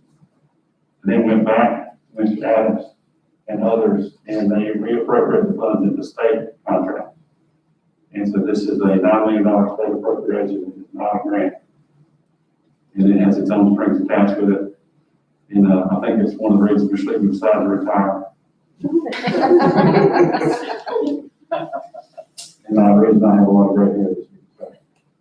Well, we appreciate everything, staff, done for this. Representative Adams, thank you. We appreciate your help. It's been a lot of pushing forward. We've been talking about this for a number of years now. Tony, your team started with Dan, kind of know y'all's leadership has been great. And everything that we visioned it was years ago when we first started talking to CBCC about it. So, all that being said, council, any questions that not going to make motion for this on? Move to award contract to Matthews Construction. Second. Thank you, Mr. Bill. Mayor, may I interrupt you and allow Second. State Representative to discuss? Yes, sir. Yes, sir. Well, this has been a long time coming. I was saying earlier that I wish I kind of kept a diary of this thing because it popped up so quickly and it looked so promising. And then it died. And then it came back alive and then it died again. And it went over and over, back and forth.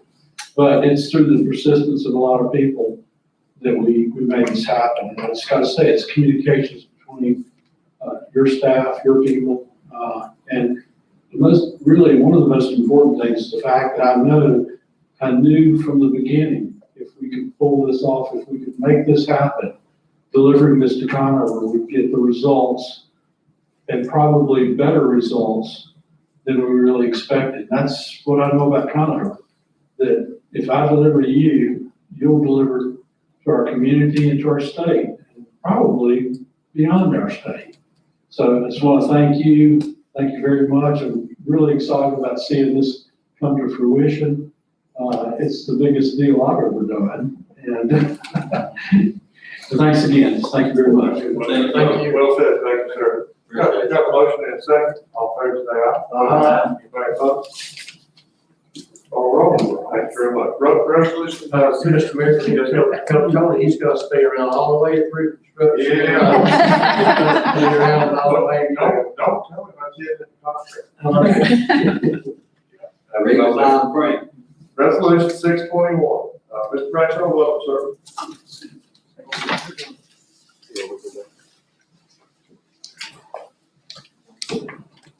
Good evening, Mayor and members of council. Tonight before you is resolution 6-21. This is to authorize us to apply for a clean water state law and fund loan, state for our headworks out of the Northeast plant. Headworks out of the Northeast plant, picture. Okay, there you go. This is the headworks. This is where all the wastewater comes into our plant. This is where we screen, all the screens out, take the grid out. This facility, this December will be 29 years old. Typically, these facilities only last about 20 years. Will need to be upgraded or redesigned. This is all original equipment, no upgrades. We're finding it hard to get parts, and the efficiency of this is not very efficient anymore. You have a bar screen that my finger can fit through, so anything that big, there's still, it clogs up our pumps and stuff. So we're applying for a loan. We already had this engineered by KCI. We submitted to the state back in December. At the end of December, they approved construction. We're basically using the same footprint, we're just changing out the equipment. Raising the equipment up because this substructure here tends to flood in these astronomical rains that we've been getting in the last couple of years. And it's not flooding from the river or creek.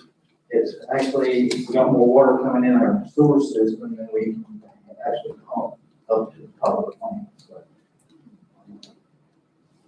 So that's what these funds will be for. We're looking at about 1.3 million dollars for this, and typically over the years, the low interest funds have been around 1.5%. We were talking the other month that you're gonna need to do some major renovations out there. We need to do major renovations. 13 million. Yes, Is this part of that? yes. This is the first step. This would be phase one. Gotcha. The second phase would be the aeration project where we would upgrade the air system, the mixers, fine level diffusers. We're also trying to apply for a lot of this, as it comes down, the American Recovery Act, loans, grants. So we've got this one shovel ready. Our next project is to get, we're about 75% complete on the aeration project.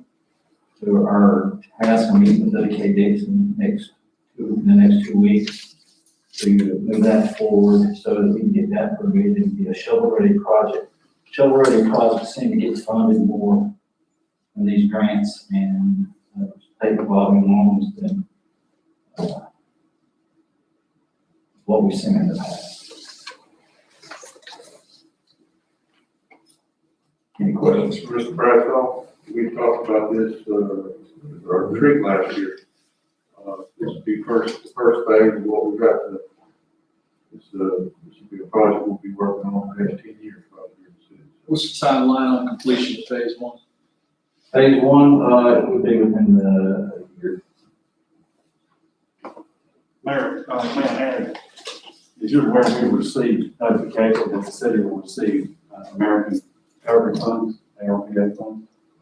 We're gonna get 2 tranches of $1.25 million each, so over the next year, about $2.5 million. We don't have all the strings yet from the U.S. Treasury's office, but what we'd like to do is spend a significant portion of that money on this project if we get it, depending on what the strings are. Keep this line open with the state and be able to keep advancing that loan if we need it. So we may not spend that loan money exactly on this. We may come back to you and reapply for the next phase of the project and use this money we're getting up front. I'll know more the middle of June. So it'll be in next There's year. gonna be more money from Potential of the the Biden body. administration for infrastructure and water and sewer. It's gonna be part of it, so. If Congress passes it, what I'm hearing now from our folks, there'll be a series of smaller bills. Right. And they'll be targeted, and so we'll see how they go. And with applying for this, that, even if we're offered this, we don't have to accept. So, this is one step. We were planning on applying for this prior to all of this, grant. And I'm here to get everything. I got one question. Yeah. I haven't been out there in years. That is the aquarium. It's still there, Still there. still there, Still out there, still fishing. still there. Okay. I'm gonna come back up. and- Different I'm gonna come back up. probably when you were out there, though. Yeah, that's cool. That's good. We're doing that. Our big thing is trying to repair everything, keep it running, finding parts. Mr. Mayor, I move we approve item 21, resolution 621. Thank you, Mr. Decker. Second, Mr. Bill. Any further questions, Mr. Bradshaw? Again, well done. All in favor, say aye. Any opposed? Don't care. Sorry, don't forget to go back to get 18 to 9. I thought it was in the next month. We made a motion and he made a motion. We've already voted on that. Okay. Item 22, let's look. No, we'll go back.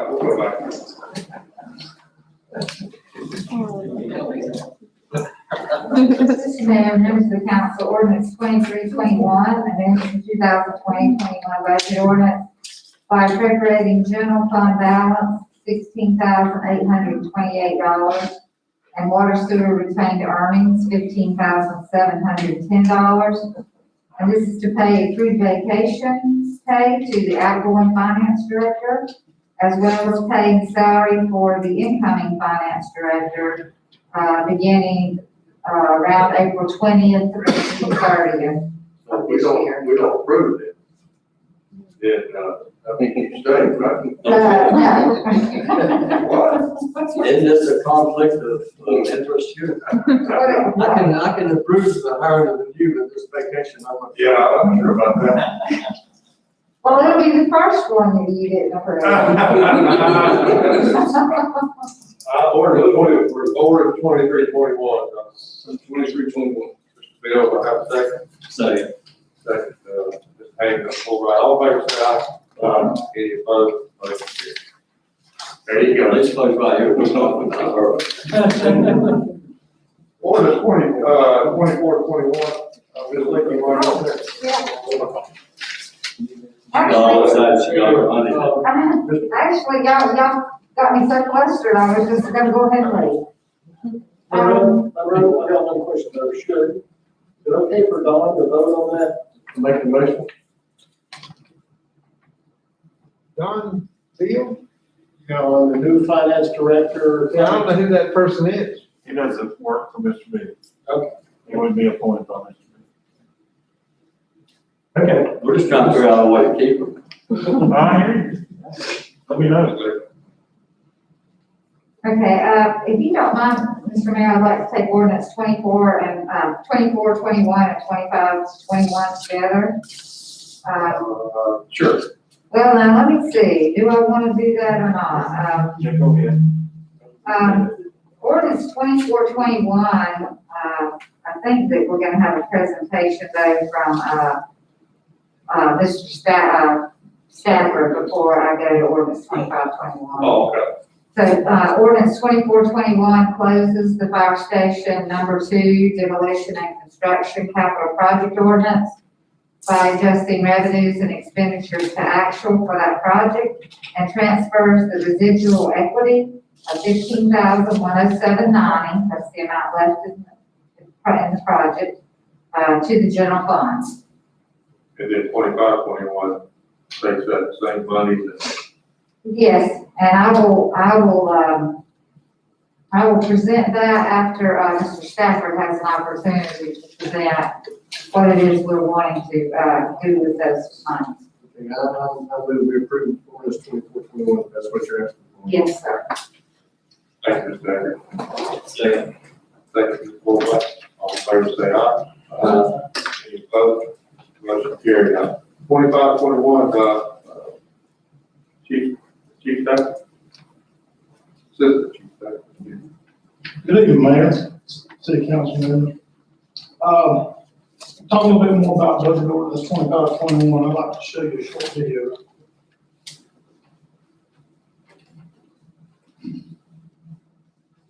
This machine can help save lives while also social distancing. Being able to apply this machine and the quality CPR that it does provide allows us to take one person that would normally be doing the chest compressions and actually pull them away. So there's still care going on, but it's one less person that has to be right in the middle of that workspace, risking potential exposure. Of course, we wear our PPE, so we reduce that in the first place, but this provides that option. So show us how it works. We start with a back plate that provides a stable surface underneath the patient, and then we apply the device to the chest, right under the armpits. Turn it on, and it's a simple 1, 2, 3 process to begin mechanical CPR. So bring the suction cup down so it sits just on the chest, make sure it's flush, and then you can start the device. So once the device starts, it begins performing mechanical chest compression. So the suction cup actually pushes down and pulls up on the chest, on the thoracic cavity, and increases blood flow. For someone whose heart's not beating at all, or not beating correctly, this will allow them their heart to continue to circulate blood, even in a situation like that. It looks like it's really doing a number on the chest. I mean, you need it to be that pronounced to save someone's life. All of that for chest compression is 1.5 to 2 inches, and that's for adults. So what we're looking for is at least that amount of force and reflow. When you purchased this 2 years ago, it wasn't specifically for COVID-19. No, What was it for? we were looking at our cardiac arrest survival rates and how we could improve that curve, how we could get more people to the hospital to be able to get them to the cath lab, to what treatments they may need. And this was a cost-effective way for us to be able to do that and increase the amount of apparatus we can keep in service for additional emergencies. Can this machine help with social distancing? Absolutely. So for us here, being a smaller department, one of the biggest advantages for this machine is that we don't have to include an additional apparatus. So that's 4 more people that we're not bringing onto a scene to risk exposure to. That allows us to limit the number of personnel that may have a COVID exposure on a scene. Let's show you which fire departments have these Lucas devices by county. You can see Hamilton County.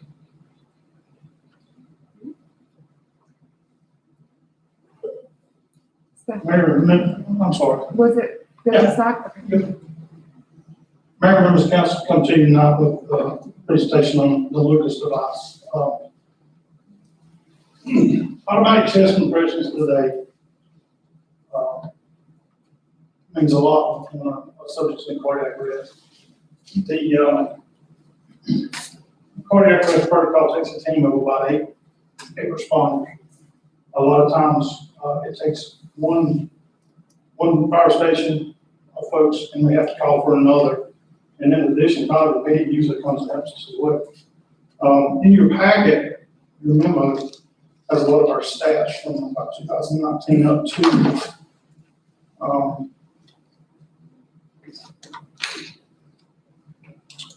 March this year. If you take a look at that number from March, it's 17 already. I don't have any data that's going to support that COVID or the virus is causing.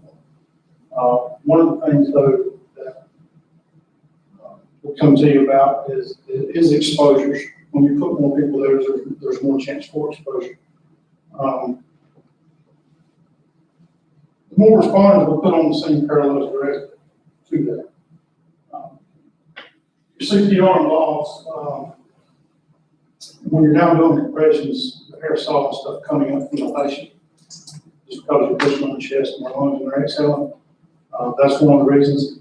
Another reason is you get 8 of us there, we get tired. Not a lot. We're at least going 20 minutes, and we're switching off every 2 minutes. And that's why it takes so many. And Alex is in the back. He's been on several of them with us. You apply one of these things, it takes one person to apply, while the other person initially there is doing compressions. Okay?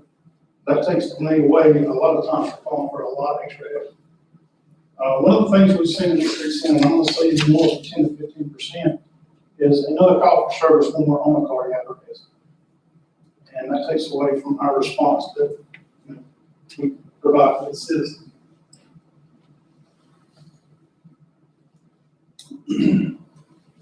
We're in close proximity, and our plan, if approved, is to put this unit with the shift supervisor and him on every cardiac arrest or problem breathing call that we have, so that we have that device there.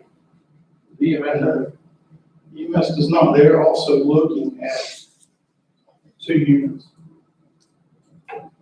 And Cobb County's a big place, and there's a lot of stuff that happens in Cobb County. Yes, they are looking. We have neighboring departments around us that already have these in service. And I'll be glad to answer any questions. I had no idea if it was all video, the depth of the pressure. One of the things that, wrong, but one of the things the video talked about was, from the time they go down so we can get them to the hospital. The rate prior, in 2015, the rate was 3%. And that's coming home with regular neurological function. In 2015, we began what's called a team focus CPR, which calls for the 8 folks being there. And that's been going on since 2015. That actually rose to 7% during that amount of time. So that's pretty good. Look, 4% is good when it comes to pulses, non-breathing, and then going home. A year or so ago, we had a gentleman that we helped. Any more questions? Mr. Stafford, I've read where you can, if somebody's administering compression, you can put this Lucas 3 machine in less than 10 seconds. Yes. And it's no way a human being can do what it's not. Another good thing and function about it is, we have the AEDs. Usually we have to stop compressions when we do a shock for an AED. You don't stop. You shock and it keeps going. You never have to stop it. What about the warranty? How long is this machine? It's a good question. I don't know much about a warranty. There's a service contract that's attached with this. 3-year service contract. They do have a 1-year warranty on the device from your purchase date. You get a 1-year warranty on it. And then the service contract will pick up an additional 2 years after that warranty. What's the life expectation of this machine? They've been around for almost 20 years. There's been several improvements, carrying cases, different mechanisms for flipping on to the back plate, stuff like that, improvements. And technology is ever evolving, so I look forward to getting better as years go on.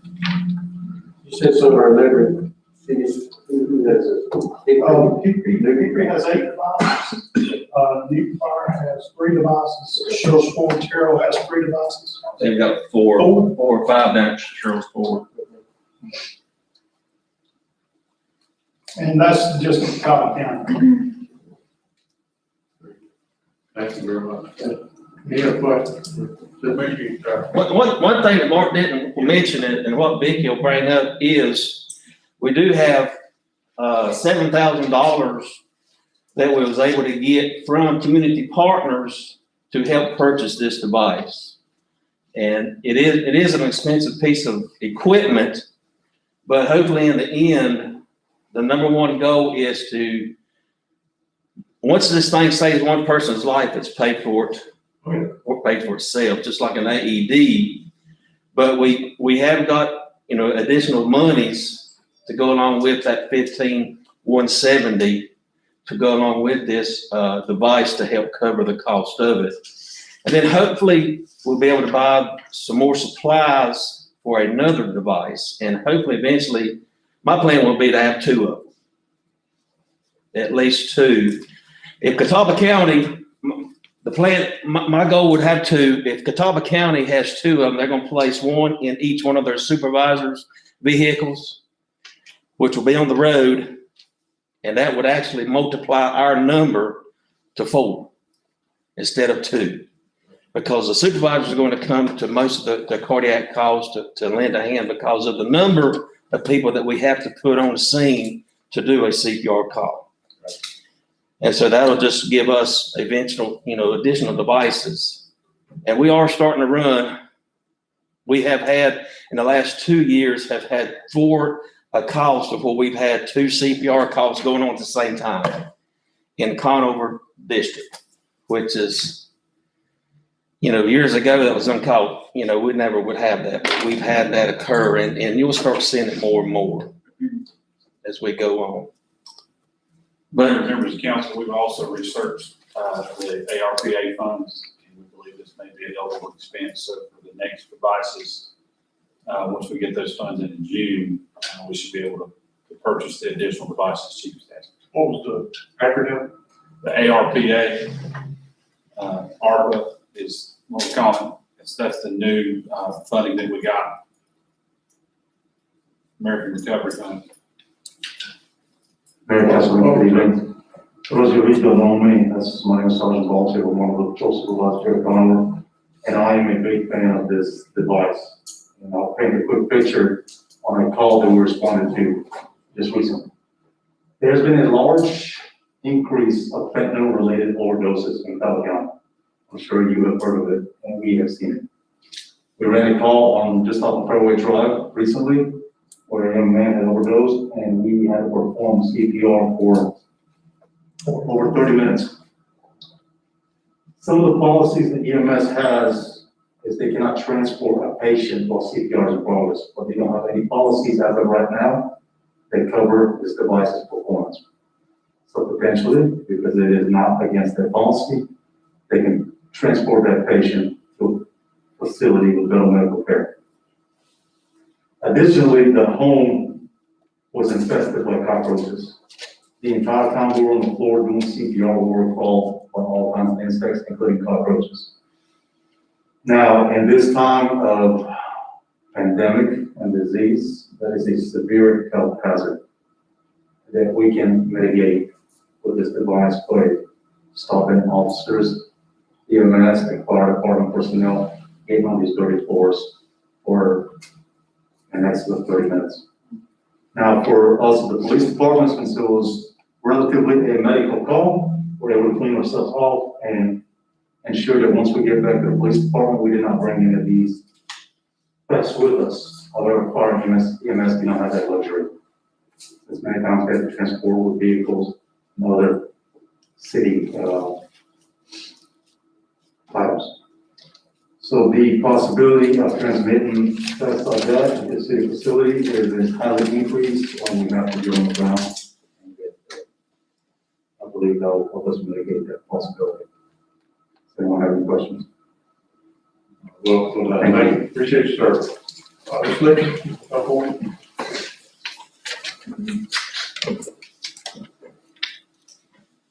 Yes, Mr. Mayor, members of the council, usually I don't get in front of the council and talk about things that the department wants, but my family's actually had an experience with the Lucas compression device as well. As you probably all know, my brother-in-law committed suicide in October. And after he was cut down, my mother-in-law, who was an emergency room nurse for 30 years, did chest compressions until a sheriff's department deputy got there, and then the sheriff's department deputy took over where she left off. And during that time, neither she nor the sheriff's deputy nor my brother-in-law, taking turns, were able to get a pulse or a heartbeat. When the EMTs got there, they put the Lucas device on him, and actually before they left with him in the ambulance, they had a pulse and a heartbeat. Unfortunately, they were able to get him to the hospital, put him on life support. He had been deprived of oxygen too long, and so was basically diagnosed as being brain dead. But because they were able to get a heartbeat and pulse back, he was able to donate his organs, as he had wished to do. And so, even though it did not save his life, because they were able to get a heartbeat and a pulse back, he was able to donate organs that saved other lives. So, my mother-in-law was just very impressed with the way, you know, she had never seen it before. And of course, you know, getting a pulse and a heartbeat back gave us some hope, but he had just been without oxygen for too long, so. But anyway, I just want to mention that. So ordinance 2521 amends the 2020-21 budget ordinance with a residual equity transfer of the $107.99 to the general fund from the closing of the fire station number 2 demolition and construction capital project ordinance. This, along with the donation to the fire department from four-year implement of $2,000 and a donation from interstate fund of $5,000, totaling $22,107.90. These funds would be used to purchase a Lucas chest compression system for $13,893, a service contract for $2,387, and $5,827.90 for disposal, suction cups, battery discharging system, and all the other related replaceable items, the batteries, all the other departmental supply line items that would go along with that. Thank you, Ms. Lee, I appreciate your testimony on that as well. Item ordinance 2521, certainly this device saves one person for working. I'll make that motion. Second. Second. Mr. Bill, all in favor, say aye. Anybody opposed? Motion has carried. And we'll slide down to 25, voting delegate to North Carolina League of Municipalities, Ms. Candy. Good evening, Mayor, members of council. The North Carolina League of Municipalities will hold their city vision virtually again this year. It will be held April 20th to 22nd. As part of that conference or event, they have an annual board meeting to which they will appoint the board of directors for the upcoming fiscal year. And we need to appoint one voting delegate. I've spoken with Mr. Hayman, Mayor Pro Tem Hayman on this. He's willing to serve. I'd like to make that motion. Second. Second, Mr. Jaggers, Ms. Borbach, all in favor, say aye. Anybody opposed? Motion has carried. Thank you.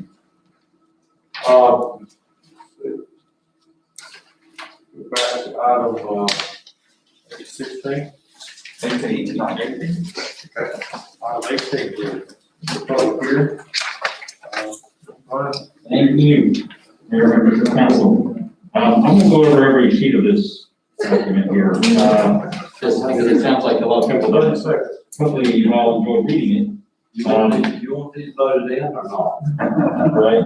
So I want to thank Eric Schlichting and Monroe Panel. We worked together on getting this document together, but it's a kind of a rework of what we have to do to comply with 160D state statutes. I just wanted to say that zoning for cities was codified in 168. County had their own set of rules, 153, I believe it was. And so over time, those two different zoning kind of rules were meant to stay together, but they kind of drifted apart. So about 5 or 6 years ago, there was an effort among attorneys and planners and state legislators to rewrite the code, make sure everything just folds back in together. They weren't trying to write new ordinance, they were just trying to clean everything up.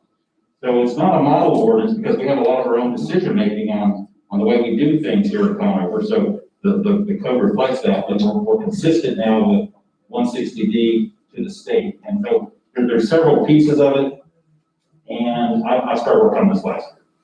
So we have 2 things to do. We're working on this tonight, 168 zoning regulations. It's most of what is in our zoning code, okay? And then we're gonna bring forward, maybe in the next month, the subdivision regulations have to be rewritten, and also definitions are needed that will apply to both subdivision and the regular zoning code.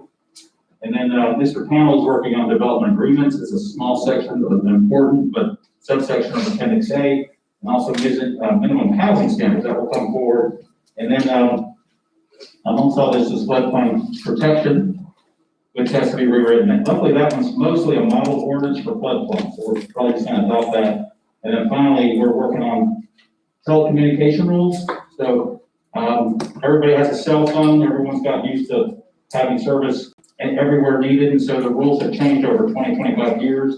And so the state got involved to say, look, this is how we're gonna do it, okay? So, that's kind of how this program's gonna work. The planning board kind of does a parallel for rezonings and text amendments, code amendments.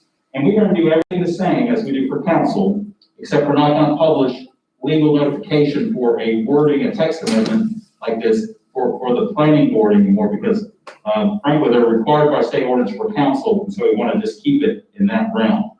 But we'll do everything else. If we have a rezoning, we're gonna send letters to the neighbors. We're gonna post a zoning sign, we're gonna keep that up.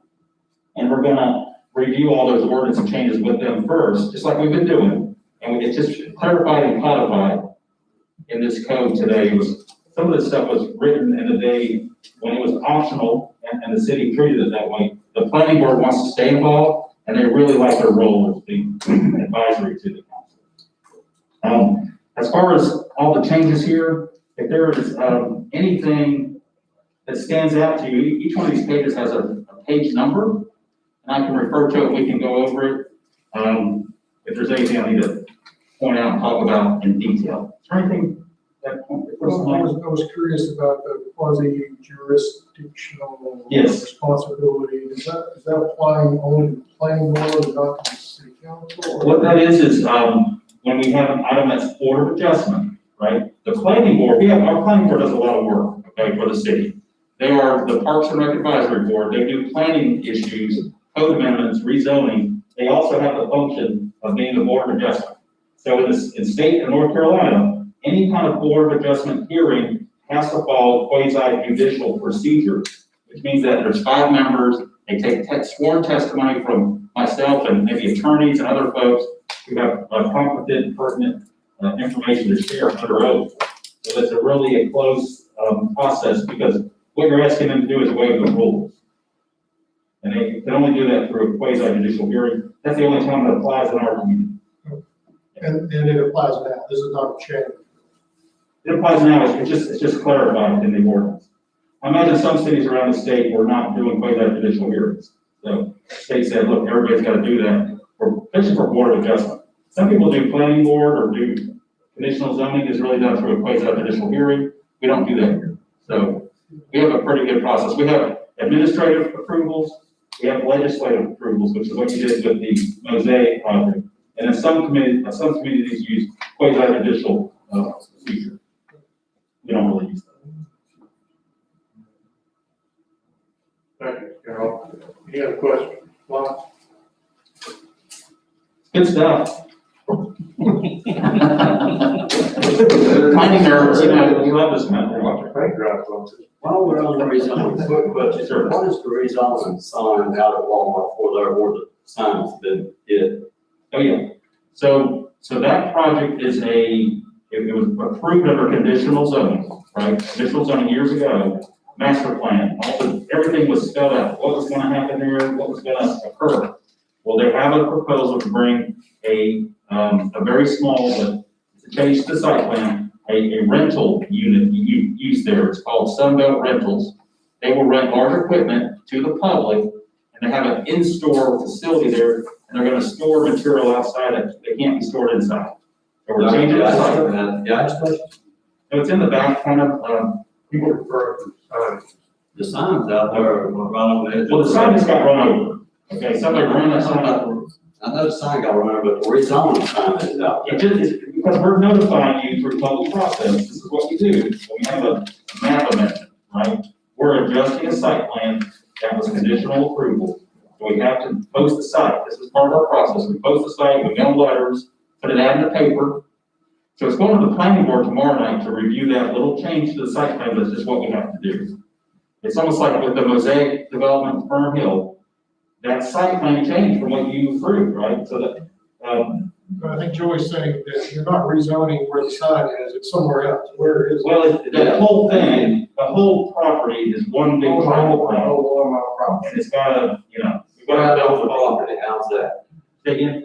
Where at Where on is this this gonna property go on is the this property? gonna Yeah, go? it'll sit towards the side of the building, towards the back, What building?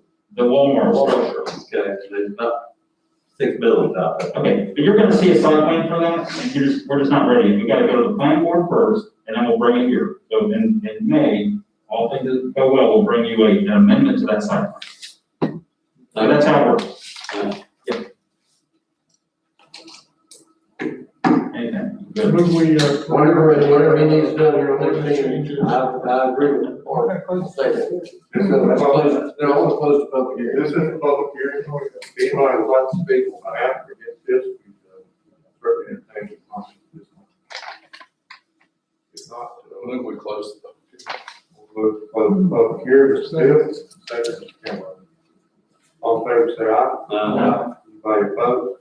Motion has carried. Ordinance 2221 is appendix A, what you just discussed. Yes, thank you.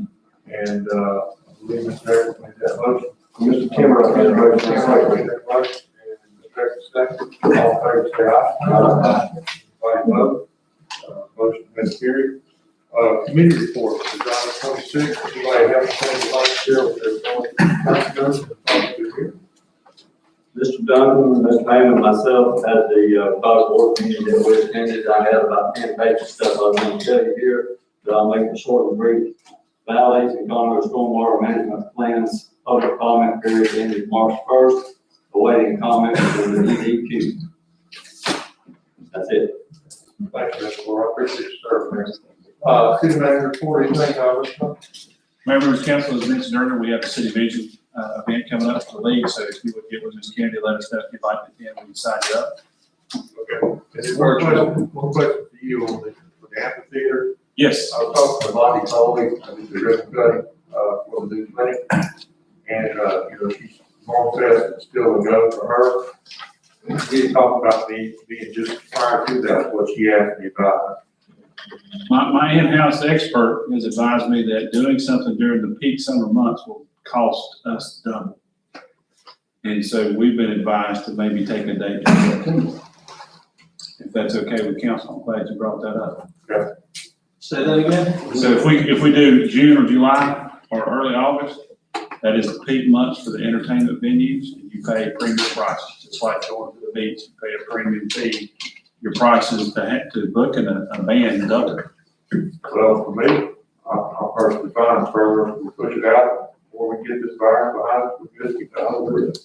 So if you want the top tier bands, most of them are already booked, or you'll pay a high price for them. So I've been advised to move to September if council's agree. Well, October fifth.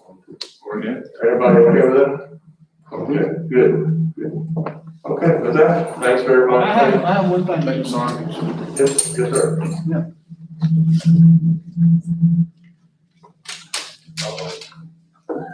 How many pages is that? Pardon? How many pages is that? Oh, it's only one page. Okay. It's only one page.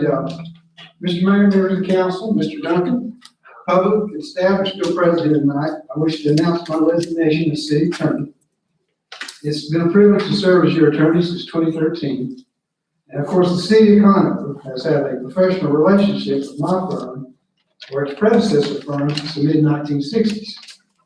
I can well remember attending meetings in this very location as a youngster. Of course, before that, the town hall was the Trinity Church sanctuary.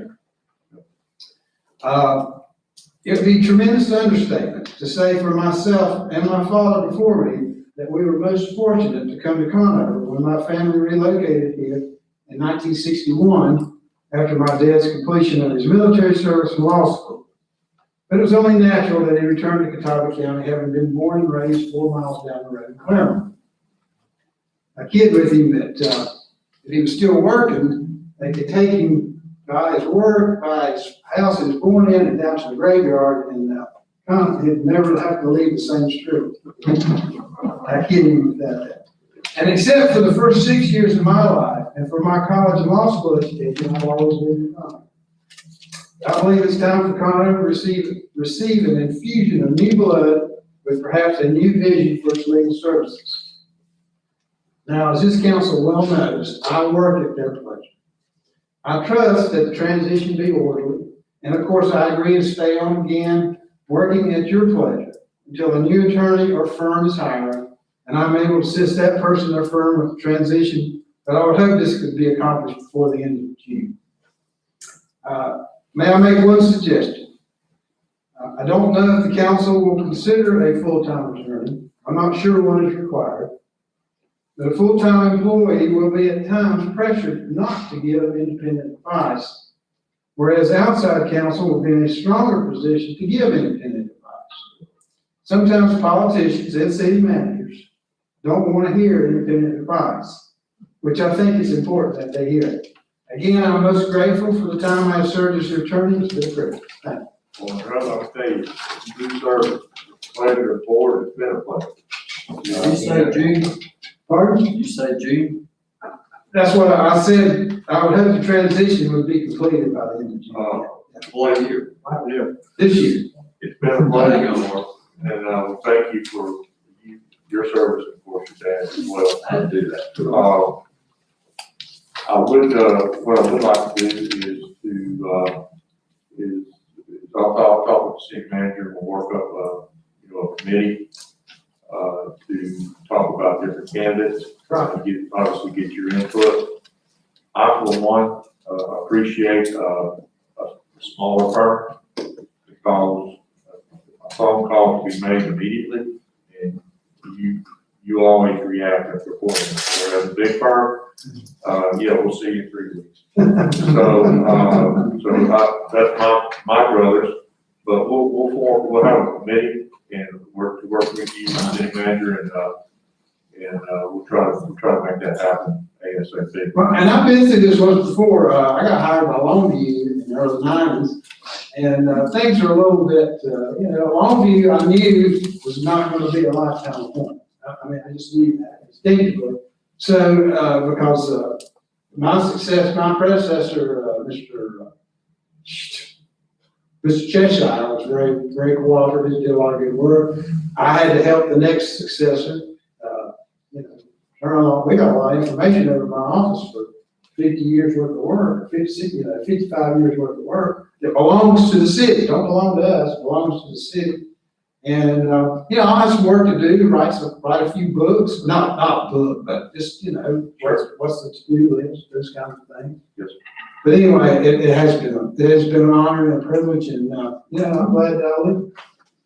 See, I was gonna tell you tonight, Miss Wilcox passed away and you very possibly could now buy the house that you need. I got on good authority, ain't nothing for sale. Oh, really? Thank you, sir. Appreciate it.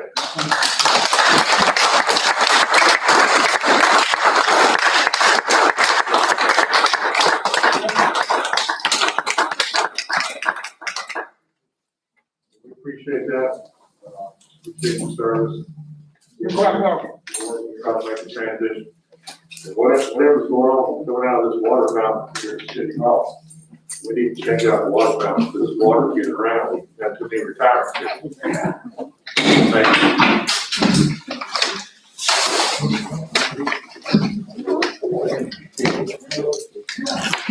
you.